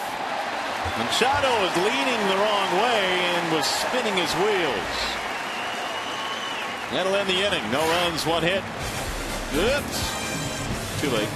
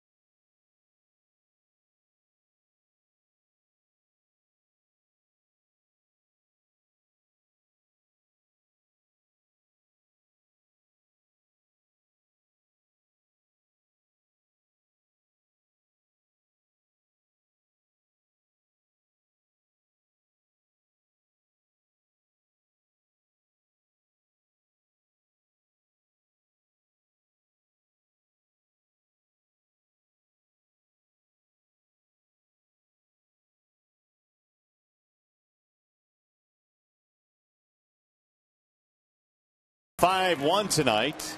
And it is time now for the Farmers Insurance report card for this one this evening. Got some info on Sparky Anderson. The great Sparky Anderson. On this day in 1995, Sparky tied former Tigers manager and Hall of Famer Bucky Harris for third all-time in victories, 2,158. He don't want to walk you, is what he told Gibby.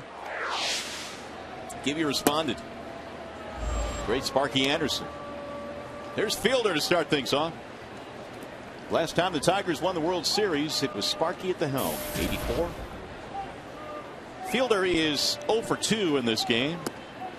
And Britton deals a breaking ball outside. 2-0. Fielder, Martinez, Peralta. We're in the 6th inning.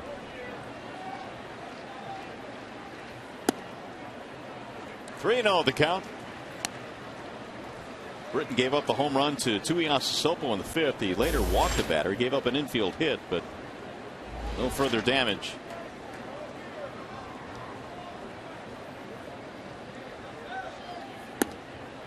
And he walked him on 4 straight pitches. Leadoff man on.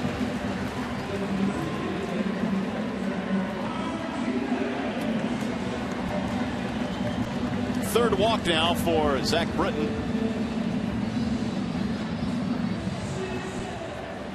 That'll bring up Victor Martinez.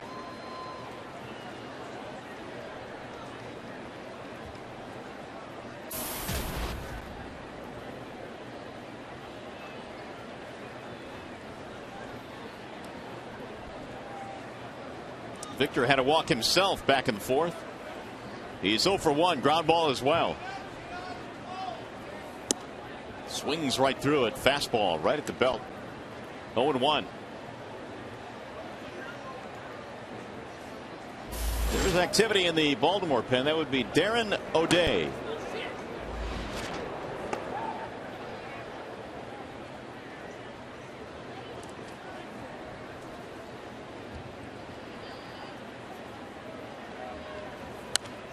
Fouled back out of play. No balls, 2 strikes. And Britton continues to challenge Victor Martinez with fastballs in the low 90s.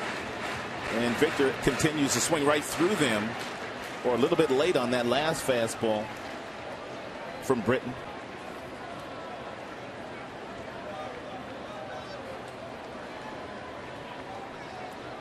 Victor now is 14 doubles shy of 300 in his career. Waiting on the 0-2. Here it is.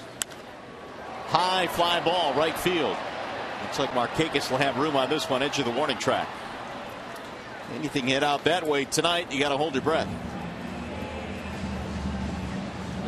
1 out. Markakis had that one all the way. Bring up Johnny Peralta, who has a double to his credit tonight, but he's not going to face Zach Britton, it appears. They had O'Day warming up. Buck Showalter marching out to the mound. Signal has been made to the bullpen. Britton doesn't want to come out, but O'Day will take his place. So the Orioles make a pitching change, and we'll be back to Comerica Park.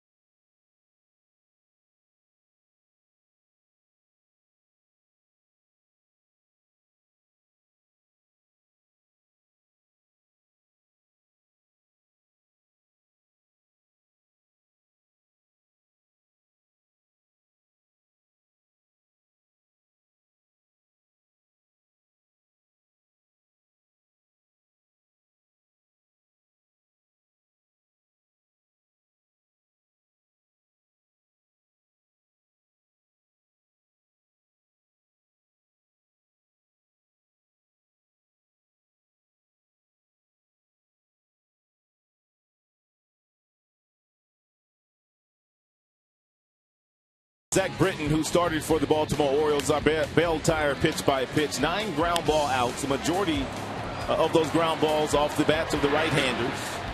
And it's pretty common when a guy doesn't really have a big fastball. Most of your right-handed batters going up against a left-hander going to be out in front of those balls and pull them to the left side of the infield to the tune of 9 ground balls, 5 flyouts. Just 1 strikeout for Zach Britton.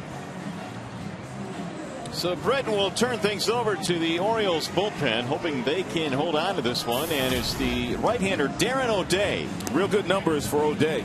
Pitching in his 33rd game this year, 3 wins, no losses.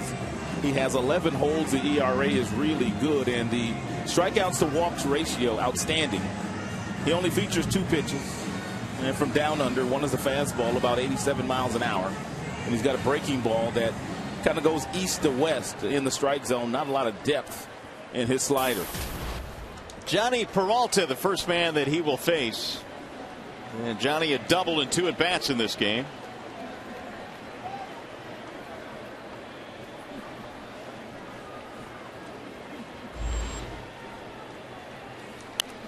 O'Day's first pitch is pounded back out of play. O'Day, one of those guys against the right-handers. If you're the right-handed batter, you really have to concentrate. You really have to force him into getting the ball up in the strike zone. And you can't try to pull him. You have to try to take him the other way. Even if he does come inside, because he doesn't throw very hard, you can still turn on those pitches. The league struggled against O'Day last year. Had a marvelous season. 2.28 ERA. 7 wins, 2 out of the bullpen. Struggling again this year, too. Swing and a miss.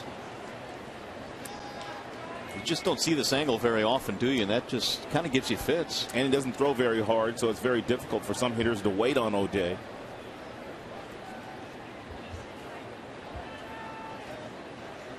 Seven wins last year, was second among American League relievers, and it set a career high for him. O'Day is ahead of the count, 0-2. Outside, 1 ball, 2 strikes. Leadoff walk to Prince Fielder in the inning. The fly out by Martinez, and that was it for Zach Britton. Tuiasosopo waiting on deck.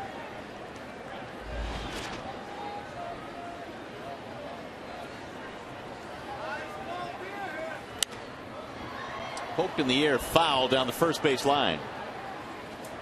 Back into the seats it goes. 5 runs, 8 hits for Baltimore tonight. A run on 5 hits for Detroit.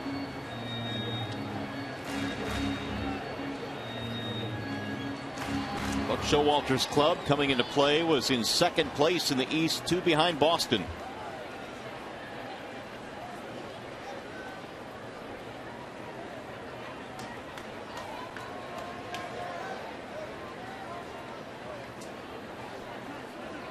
Time called now by Wieters, the catcher.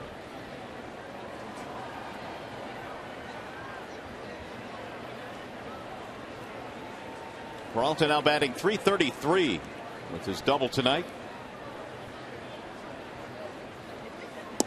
Got him, strike 3 on the inside part of the plate. Johnny didn't like it.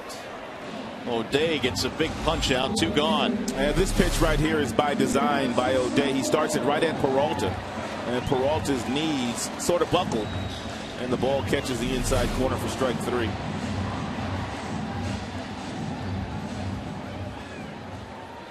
Here's Tuiasosopo.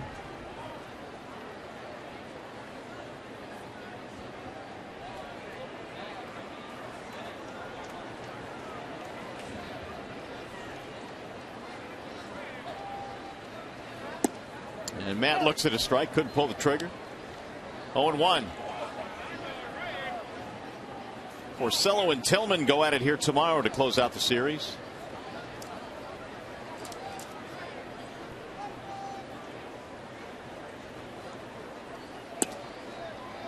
That time he sails one outside. 1 ball, 1 strike. Matt homered back in the 5th. Got the Tigers on the board, and to this point their only run of this game. 1 run, 5 hits.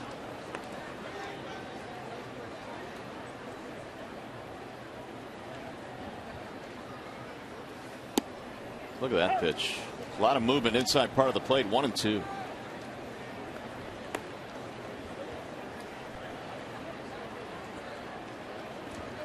Boy, the righties just had fits with Darren O'Day. 108 as opposed to 311 for lefties. Swing and a miss, struck him out. Tuiasa Sopo is gone, and O'Day does his job with a pair of punch-outs.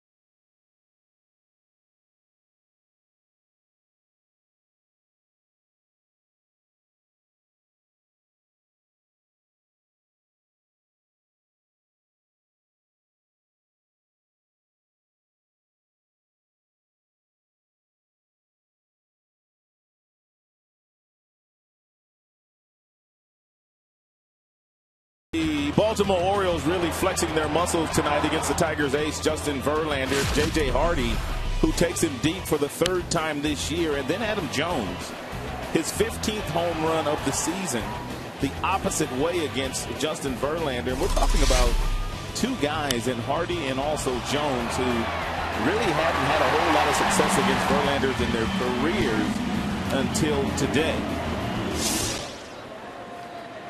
As a matter of fact, Hardy and also Jones a combined 8 for 52 before today against Justin Verlander. 152 batting average. First pitch fouled back by Nick Markakis. He'll be followed by Adam Jones, then Chris Davis, the heart of the Orioles lineup. Markakis was up there when Machado was picked off back in the 6th.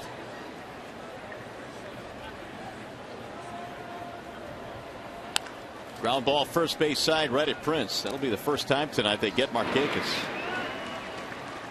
One up, one away here in the 7th inning. Here comes Jim Leland. And it looks like Downs' night is done. Darren came on in the 6th. Luke Pekonen will be making his way onto the field. Darren gives up the baseball. Another pitching change here at the ballpark. 5-1 Baltimore. We'll be back.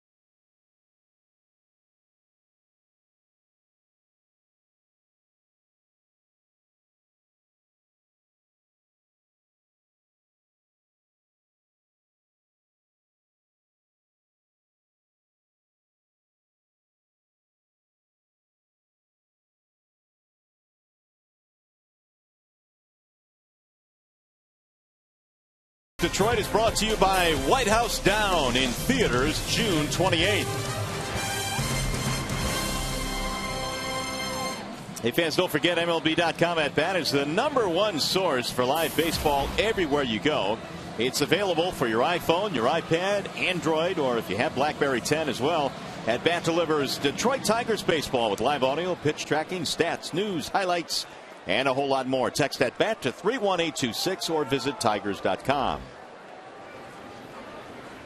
Well, the Tigers down 5-1 in this ball game have gone back to the bullpen. Luke Pekonen is in.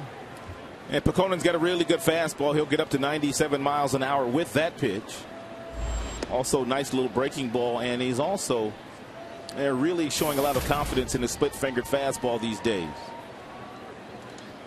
Adam Jones hit a 3-run shot off Verlander in the 5th. Jones sends a ground ball to second. That's another play for Infante. 2 gone. Time now for the Bernstein advantage. Get the Bernstein advantage. We go to bat for you. It's not Chris Davis. Prior to the All-Star break, 20 homers, 20 doubles for the Orioles. They've had Brady Anderson do it in that huge year he had back in '96. He had 30 homers before the break. You know, I saw that before the game today as we were going through the numbers and the graphics. I couldn't believe it. Big swing there by Chris Davis.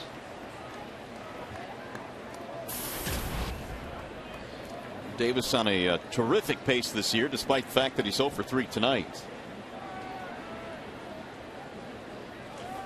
You talk about starting the season with a bang. 16 RBIs in the first 4 games this year for Davis, part of that big month of April. Last couple of days, Max, Verlander, and now Pekonen. Steady diet of fastballs tonight against Davis. Whoa, that splitter. That was wicked. 1-2. Brady Anderson that year that he had 30 at the All-Star break finished with 50 that season. 50 or 50? 50. My mistake. He is on the East Coast now. 2-2. Only you. Davis waiting on a 2-2 pitch. And Pekonen ready with it. Here it is. It is a strike called on the outside corner. Nice job, Luke. Comes on, gets a couple of Orioles. Stretch time here at the ballpark. After that, we'll try and get the bats going.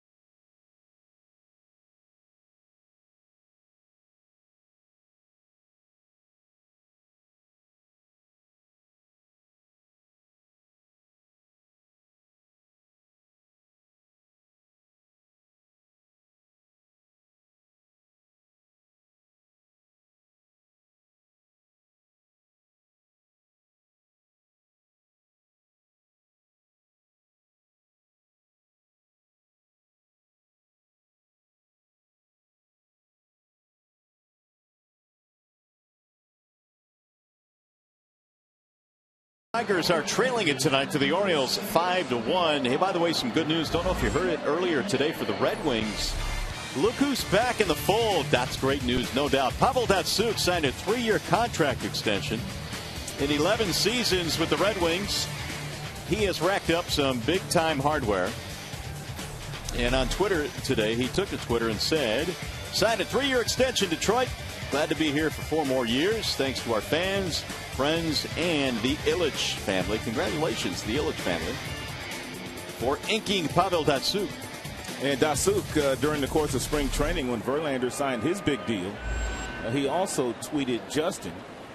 And he was telling Justin that Mr. I wouldn't have enough money for him, but I guess Mr. I must have found a few extra nickels in his piggy bank. He found some. He's such a vital part of the Red Wings and their future. Here's Omar Infante leading it off. Infante, Pena, Jackson. And O'Day missed. 2 balls, no strikes. What a great owner, Mr. Ilitch. And both Prince and Miguel have said that's one of the reasons why they go out there every single day, whether they're banged up, whether they're a little tired. They want desperately to win a championship for Mr. I.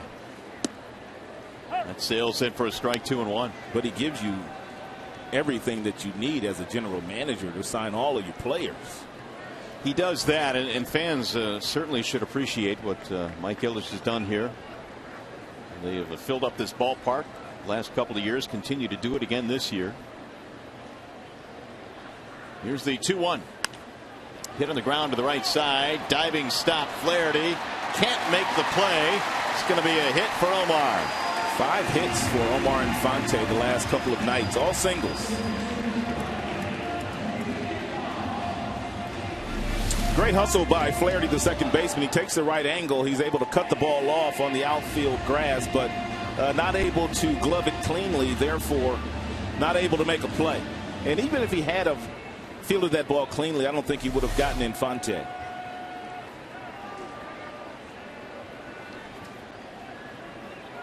Now Brian Pena. Tigers have their 6th hit of the night. Pena takes strike 1.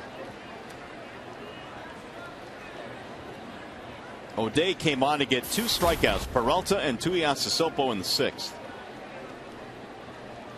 Pena's 0 for 2.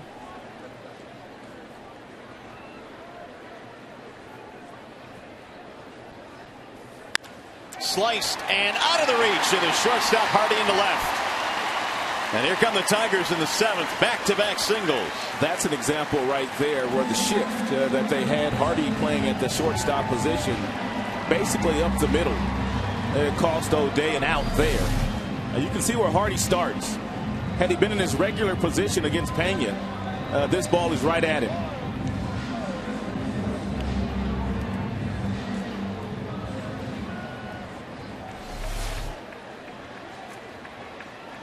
Now Buck Showalter starting to pace a little bit because the top of the order is coming up.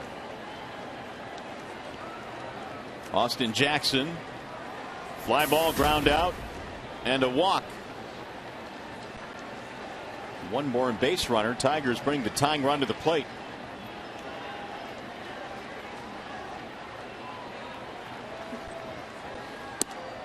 Strike called on Jackson. O'Day has thrown a lot of sliders to the Tigers' right-handed batters, and very few of those hitters have been able to pull the trigger.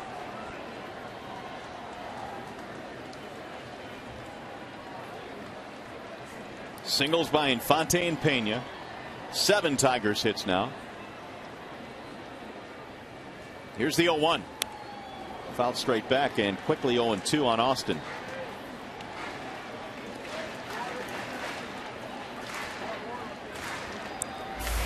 Torrey waiting on deck.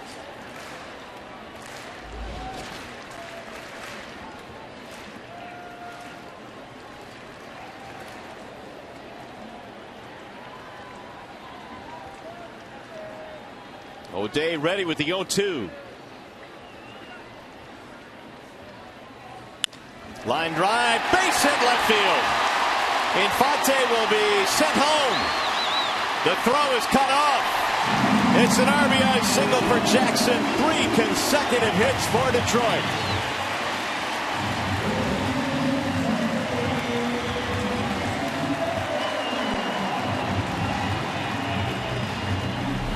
take a look at Jackson's at-bat here. First pitch, breaking ball right over the heart of the plate. Comes back with another off-speed pitch. Jackson fouls off, and then he gets himself another breaking ball 0-2 that split the middle. Infante had to hold up momentarily because he wanted to make sure the ball wasn't caught.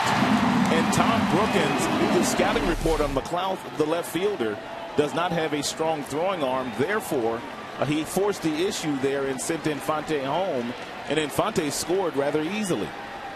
A.J. with his 15th RBI, 3 straight hits. Tigers down by 3. Tying run at the plate as it's fouled back by Hunter. Tigers got a homer by Tuiasa Sopo in the 5th, and now an RBI single by Jackson here in the 7th inning. And Brian Mattis, the former starter, is beginning to warm up. And they have 3 left-handers in their bullpen, so Buck Showalter can really match up late in games. Should he like to go lefty-righty matchups the remainder of this one?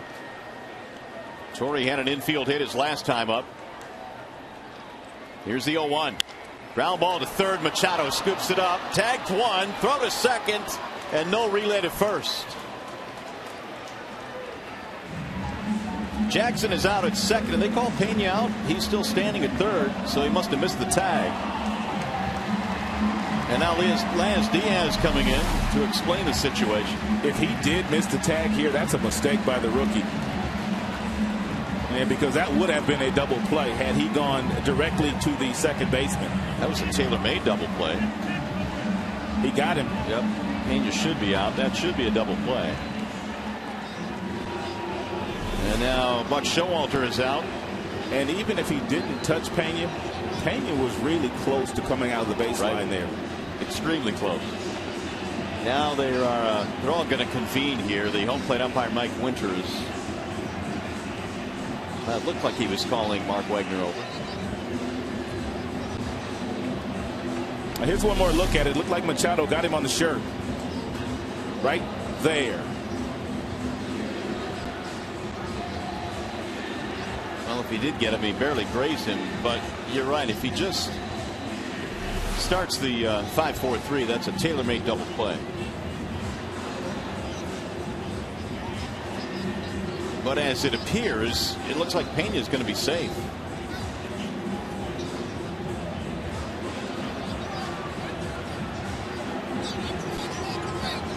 And now Showalter getting into it with Lance Diaz. It's been one of those nights for Lance Diaz because Jim Leland had a beef with Lance Diaz back in the first inning when Miguel Cabrera was called out on a ball thrown from the left fielder McLeod to second base. So first and third with one out. Tailor-made double play ball hit to Machado, but he tried to tag the runner instead of throwing to second. And we'll see if the Tigers now can make him pay. They certainly have the right guy up there. Well, we'll see if Miguel is sitting on the first pitch breaking ball, because just about every right-handed batter since O'Day has come into the game, he has started off with that little slurvy breaking ball that doesn't do a whole lot. 2 for 3, couple of singles for Cabrera. And Mickey's the kind of hitter. If he does throw that breaking ball, he is very smart. He might just jump all over it. Singled in the first, in the fourth, and grounded out his last time up.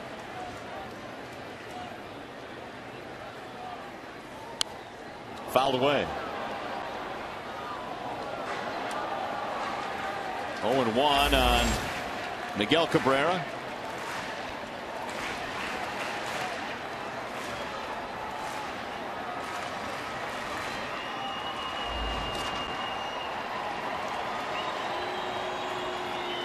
Five runs, 8 hits for Baltimore. 2 runs, 8 hits for Detroit.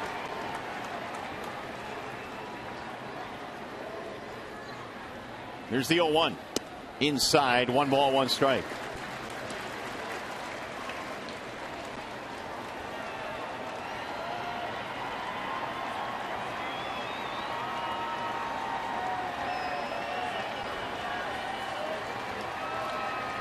'71 RBIs for Miguel.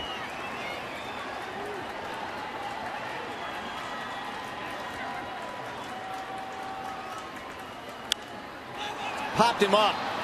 Foul ground. Davis for the out, and the runners have to hold, and a gargantuan out there for O'Day. 2 gone. They've got Mattis warming up, but it looks like he's going to come in to face Prince.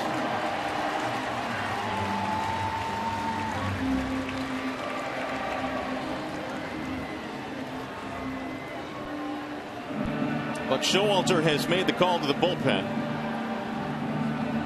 And he'll take the baseball from Darren O'Day. So another pitching change here at the ballpark. We'll be back.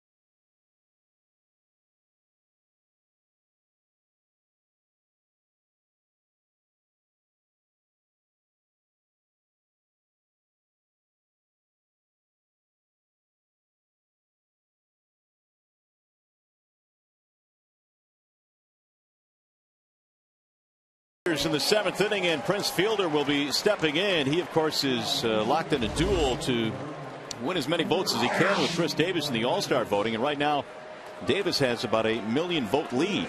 Yeah, last year Prince started the All-Star game for the American League in Kansas City. Voting ends July the 4th. You can vote at Tigers.com or MLB.com. Don't forget, the All-Star game, July 16th, only on Fox. So here is Chris Mattis, or Brian Mattis, I should say, to take over now for the Orioles. And Mattis has a 4-pitch mix. He's got the fastball, curve, slider, and a changeup. And the reason why he has all 4 pitches, he's a former starter. Prince pops up the first pitch. See if it stays in play. Machado may have room. He does. 1 pitch by Mattis, and the inning is over. Tigers settle for 1 run.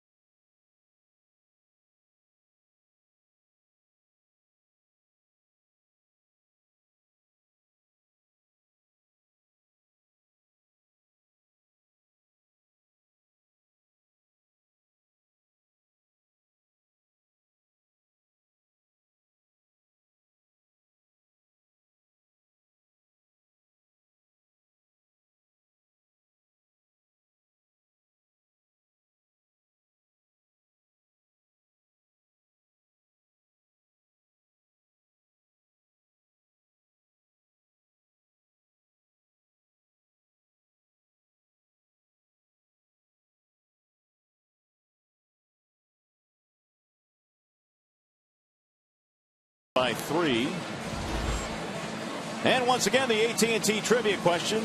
What team holds the Major League record for most pitching strikeouts in a season? Any ideas? Well, that'd be the Cubs. The 2003 version of the Chicago Cubs, over 1,400 strikeouts.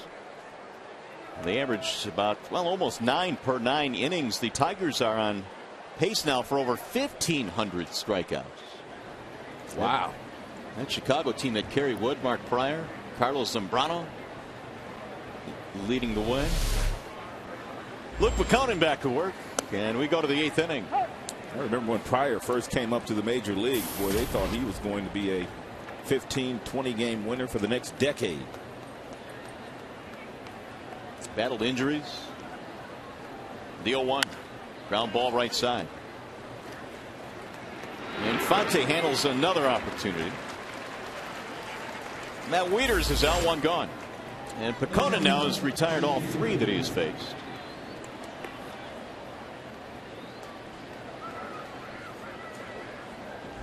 Luke replaced Darren Downs, who replaced the starter Justin Verlander. J.J. Hardy touched up Verlander for a 2-run shot back in the 4th. In right at the knees for strike 1.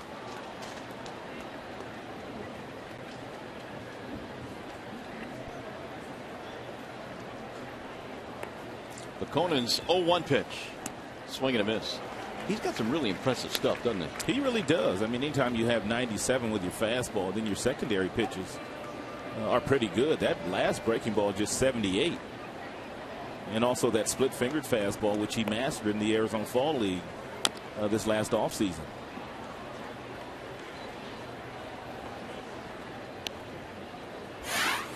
Check out these two. They're cut from the same cloth. That would be Hardy and also Johnny Peralta. Those numbers are their offensive numbers this year: average, extra base hits, RBIs.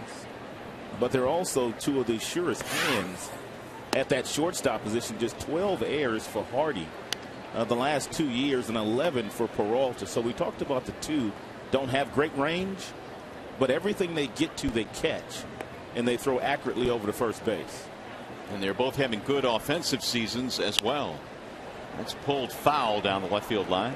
Both guys should have a really legitimate shot at making the All-Star team this year. It will be the second All-Star appearance for both shortstops.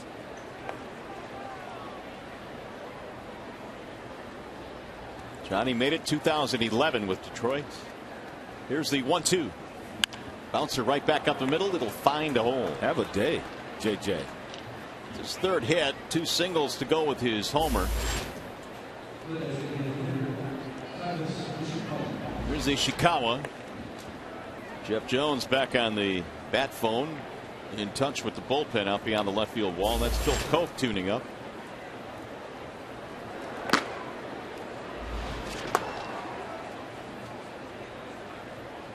Ishikawa is 0 for 3. Struck out his last time up in the 5th inning. And he shoots one in the air to left. Tuiasa Sopo ranging back. It's an 0 for 4 night for Ishikawa. 2 gone.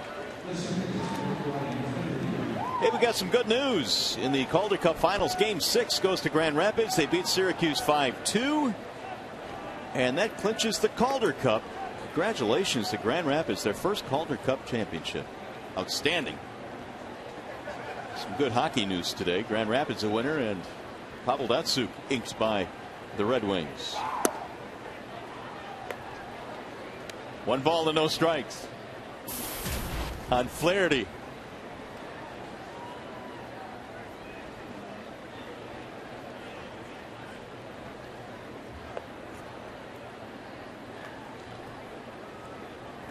Pecona ready with a 1-0, and it's fouled back out of play. 1 ball, 1 strike on Flaherty. 2 singles in this game, and Flaherty came in 0 for 14. Batting just 161 coming into play tonight.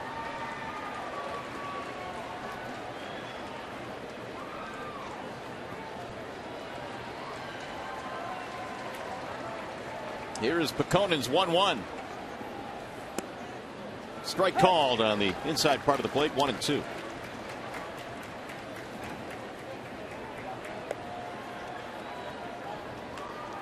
Orioles got 2 in the 4th, 3 in the 5th. They led 5-0. Tigers got 1 back on a homer by Tuiasosopo in the 5th inning, and then 1 in the 7th. And the 1-2. Bouncing ball right side. Prince, nice play. Kokonin covers for the out. Really nice play by the Prince.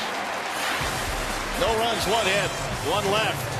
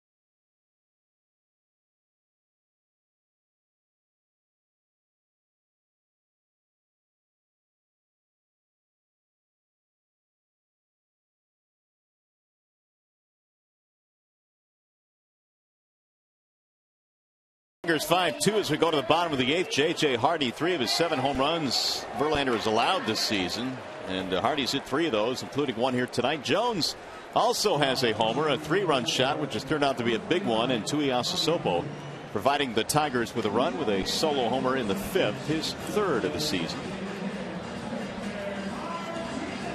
And we go now to the bottom of the 8th inning. New pitcher Tommy Hunter is on for Baltimore. Hey, Tommy Hunter, a former starter.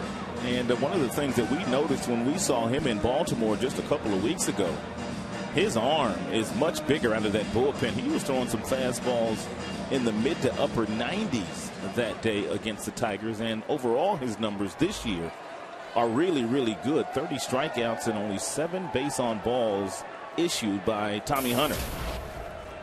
He'll face Martinez, Peralta, Tuiasosopo in the Tigers' 8th. Victor tonight with a walk, fly ball, and a ground out.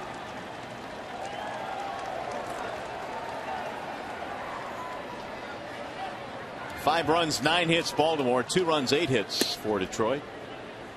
Ball 1 to Martinez. And Tigers do have a couple of left-handed bats on their bench. That would be Andy Dirks and Don Kelly, should they want to pinch hit for Tuiasosopo. Here's the 1-0 pitch. A little bit high, 2 balls, no strikes. Mattis came out of the bullpen with runners at first and third. He got Prince Fielder to pop up on 1 pitch. That ended the 7th. He gives way to Hunter here in the 8th.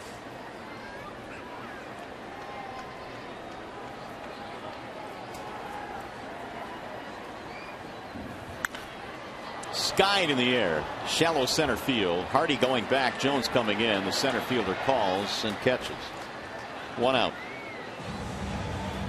Victor hit it straight up. We'll bring up Johnny Peralta.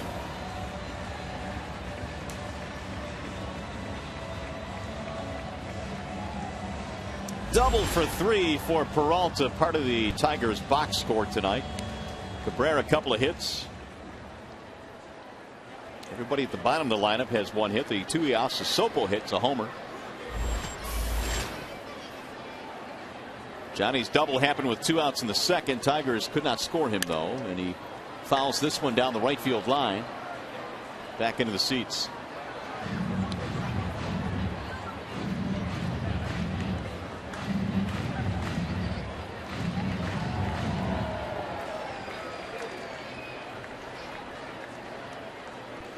Don Kelly has picked up a bat. He'll trade places with Tuiasa Sopo. Ground ball third base side. Machado, another backhanded play. His throw is not scooped by Davis. And a break there for the Tigers.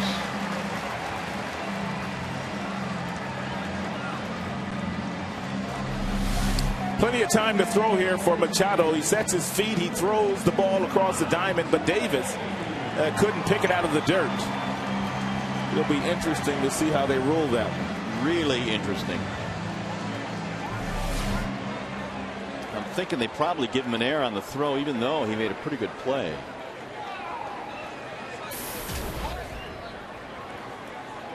Here's Don Kelly to pinch hit for Tuiasa Sopo. Popped up. Foul ground. Machado has room. 2 gone.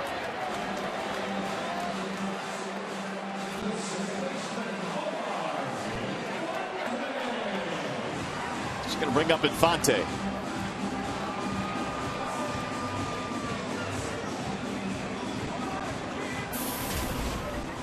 Still waiting on that ruling on that ball thrown in the dirt by Machado, right? They are taking a good long look at it, apparently. It should be his 4th error of the season. Here's Infante. Good throw gets him out, even though it was a good play to get to the ball. That's right.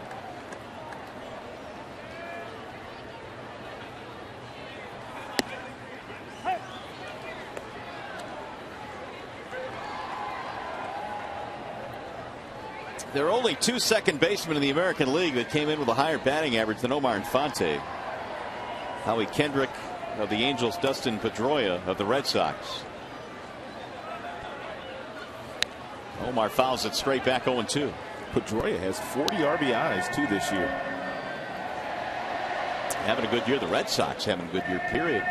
They won 42 games coming into play tonight. That last fastball, by the way, from Hunter was 97. Do you remember him throwing this hard when he was in Toronto? Negative. That's foul straight back. Texas, you mean, right? Was it Texas? By the way, it's an E5. They did charge Machado with it. Yeah, he was with Texas. Texas. Came over with Chris Davis. Start with the T. Well, you got me there. The 0-2 is swung on and missed, and Infante's out of there. Heading over to the 9th we go.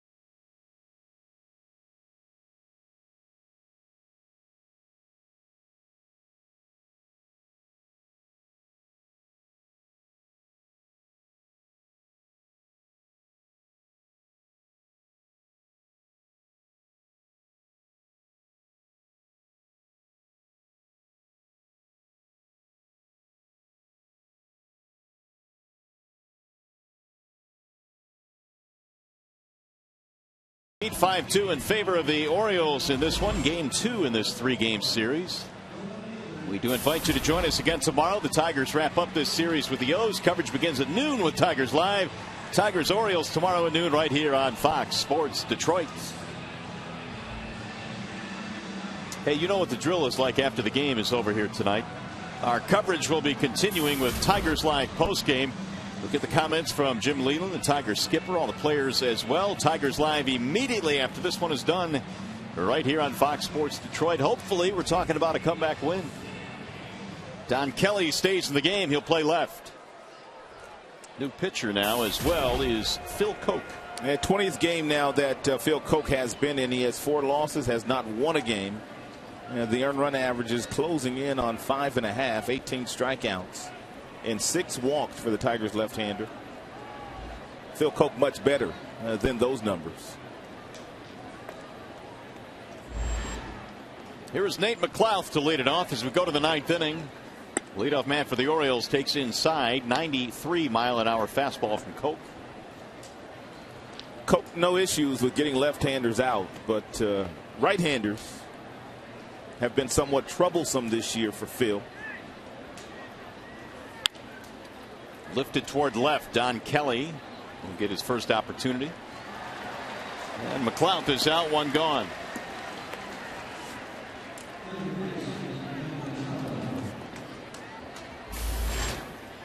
Now Manny Machado. 2 hits tonight for Machado, single, double, run scored, and was picked off. That was back in the 6th inning, picked off first base.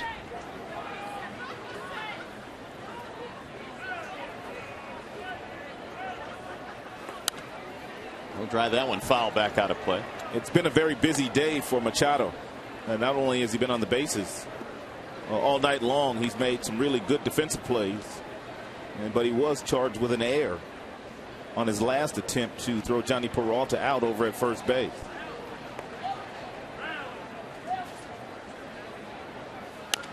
Bouncing ball to first. That's a foul ball. I know we haven't seen a whole lot of Machado, just a few games here this year, but as you look at this kid's build and his talent, how many home runs do you think he's good for as he matures? Oh, he'll hit 20 to 25 in Baltimore with that swing that he has. He has 33 doubles as we speak, which paces the major leagues, but as he starts to fill out and he starts to get a little bit stronger, those doubles are going to turn into home runs, especially in the ballpark he plays in. Orioles closer warming up, Jim Johnson. Well, he hit 11 at Double-A last year and then 7 more in the big leagues in just 51 games. Here's the 0-2. Bouncing in, 1 ball, 2 strikes on Manny Machado.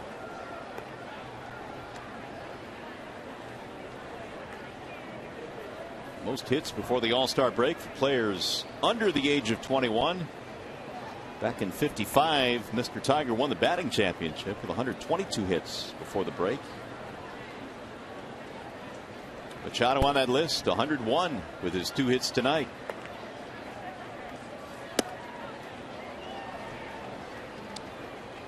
Two and two.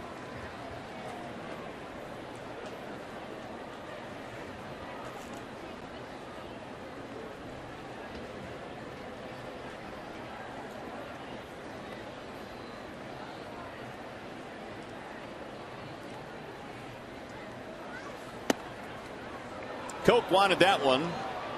Mike Winters did not give it to him. 3-2.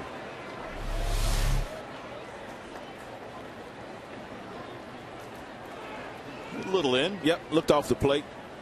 Good call by Mike Winters.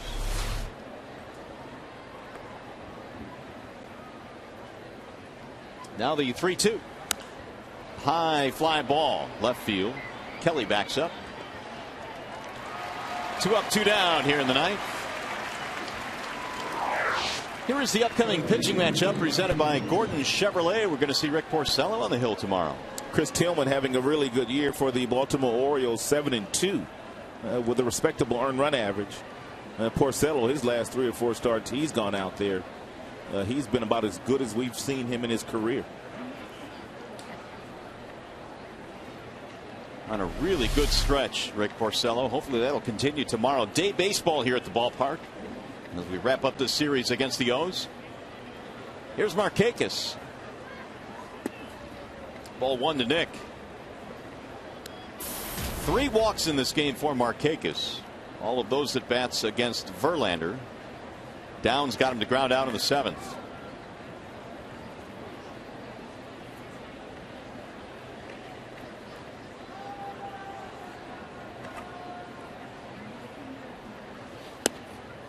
In there for a strike. 95 that time from Koch.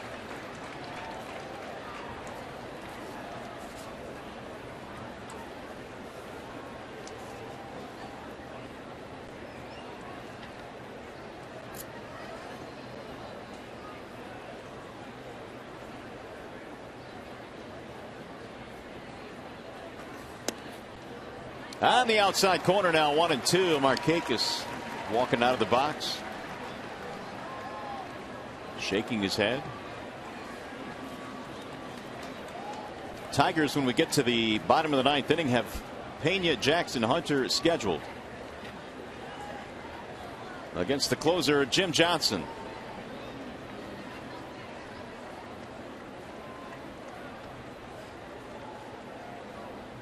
And the 1-2.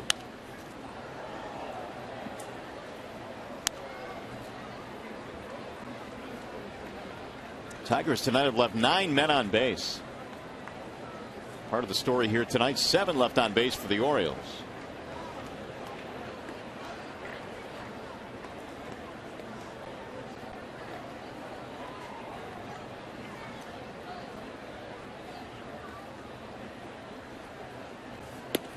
Outside and high, 2 balls, 2 strikes. Verlander started this one tonight, gave up the 2 homers, Hardy and Jones, and then bullpen has come on for the Tigers, done a really good job. Downs, Pecona, now Koch. They have kept this at 5 runs for the Orioles.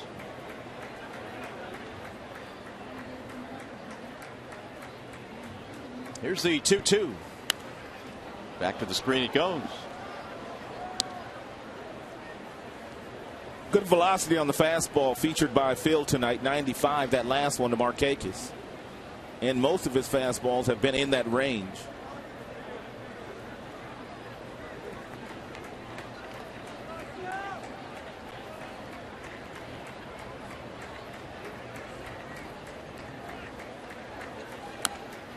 And Markakis continues to give him fits. Phil Koch has 3 pretty good pitches. The fastball, mid-90s, got that breaking ball that he just threw to Markakis. And he also has a changeup that's a pretty good pitch, but it's kind of puzzling the fact that he does have that changeup to neutralize right-handers, that they're hitting .325 against him this year.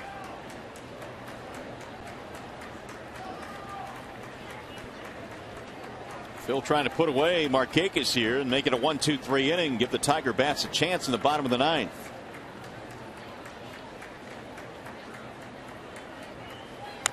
And a bouncing ball back up the middle. Johnny Peralta right behind Koch makes the play, and it's going to be a 1-2-3 inning. Here comes the bottom of the 9th.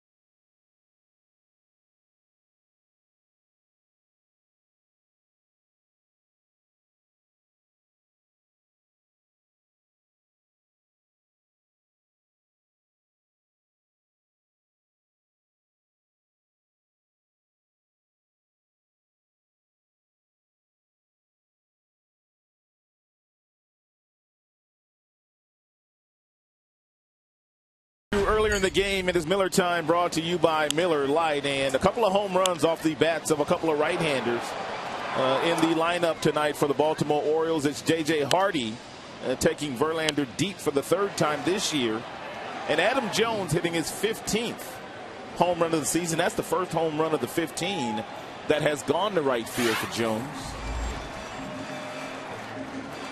Last call for the Tigers. We go to the bottom of the ninth. It is still 5-2 Orioles. They about hit the Tigers 9-8. And the closer is on now, Jim Johnson for the O's. And Jim Johnson, for the most part, will throw you all fastballs. And 77% of the pitches that Jones throws are fastballs. 25 saves, but he's blown 4 this year.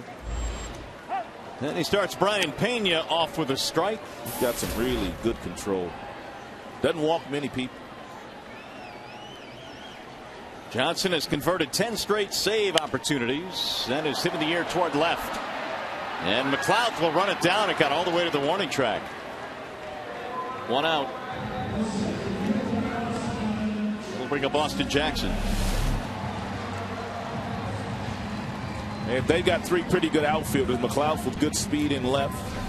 Jones won a Gold Glove. And Markakis also has a Gold Glove. So Jackson trying to get it started. He's been on base twice. Singled in a run in the 7th. Walked in the 5th.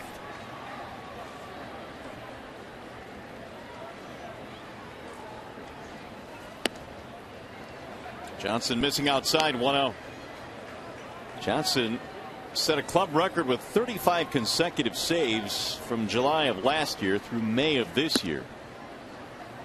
And as Rod mentioned, blew 4 saves in 5 opportunities right after that streak ended.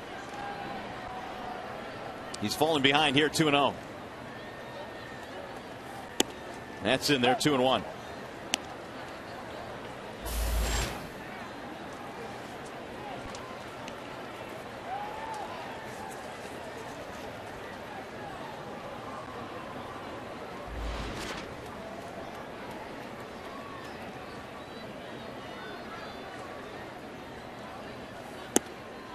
And he's fallen behind now, 3-1. 25 this year for Johnson. Leads the way, one better than the future Hall of Famer Mariano Rivera in his final season. That's a ball high, ball 4. The Tigers have a man on. Tigers needed a base runner to give Cabrera at least a shot of coming up in this inning.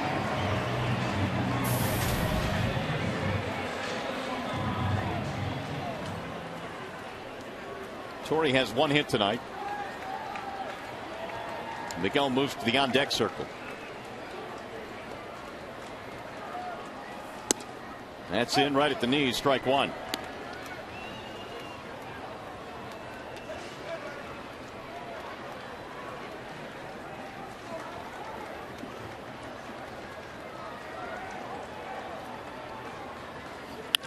Ground ball, base hit out of the reach of Manny Machado, and the Tigers in business here in the bottom of the 9th. 2 on, 1 out.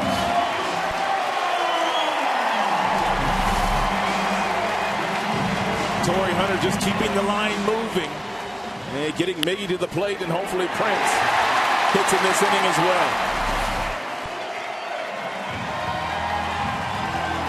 Well, you can't draw it up any better for the Tigers right now. They have 2 men on. Cabrera comes in as the tying run at the plate. He is 3 for 7 against Johnson in his career. And the crowd getting into it now.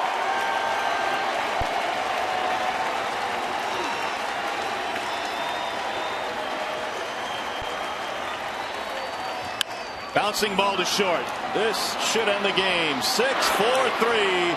And just like that, it ends. A double play ball off the bat of Miguel Cabrera. Tigers had some chances today. They stranded quite a few runners. And they were able to bend the quartet of pitchers that pitched in this game today, but they weren't able to break them. So the Orioles even up the series with a win here tonight against the Tigers. 5-2 our final score. We'll be back with more from Comerica Park.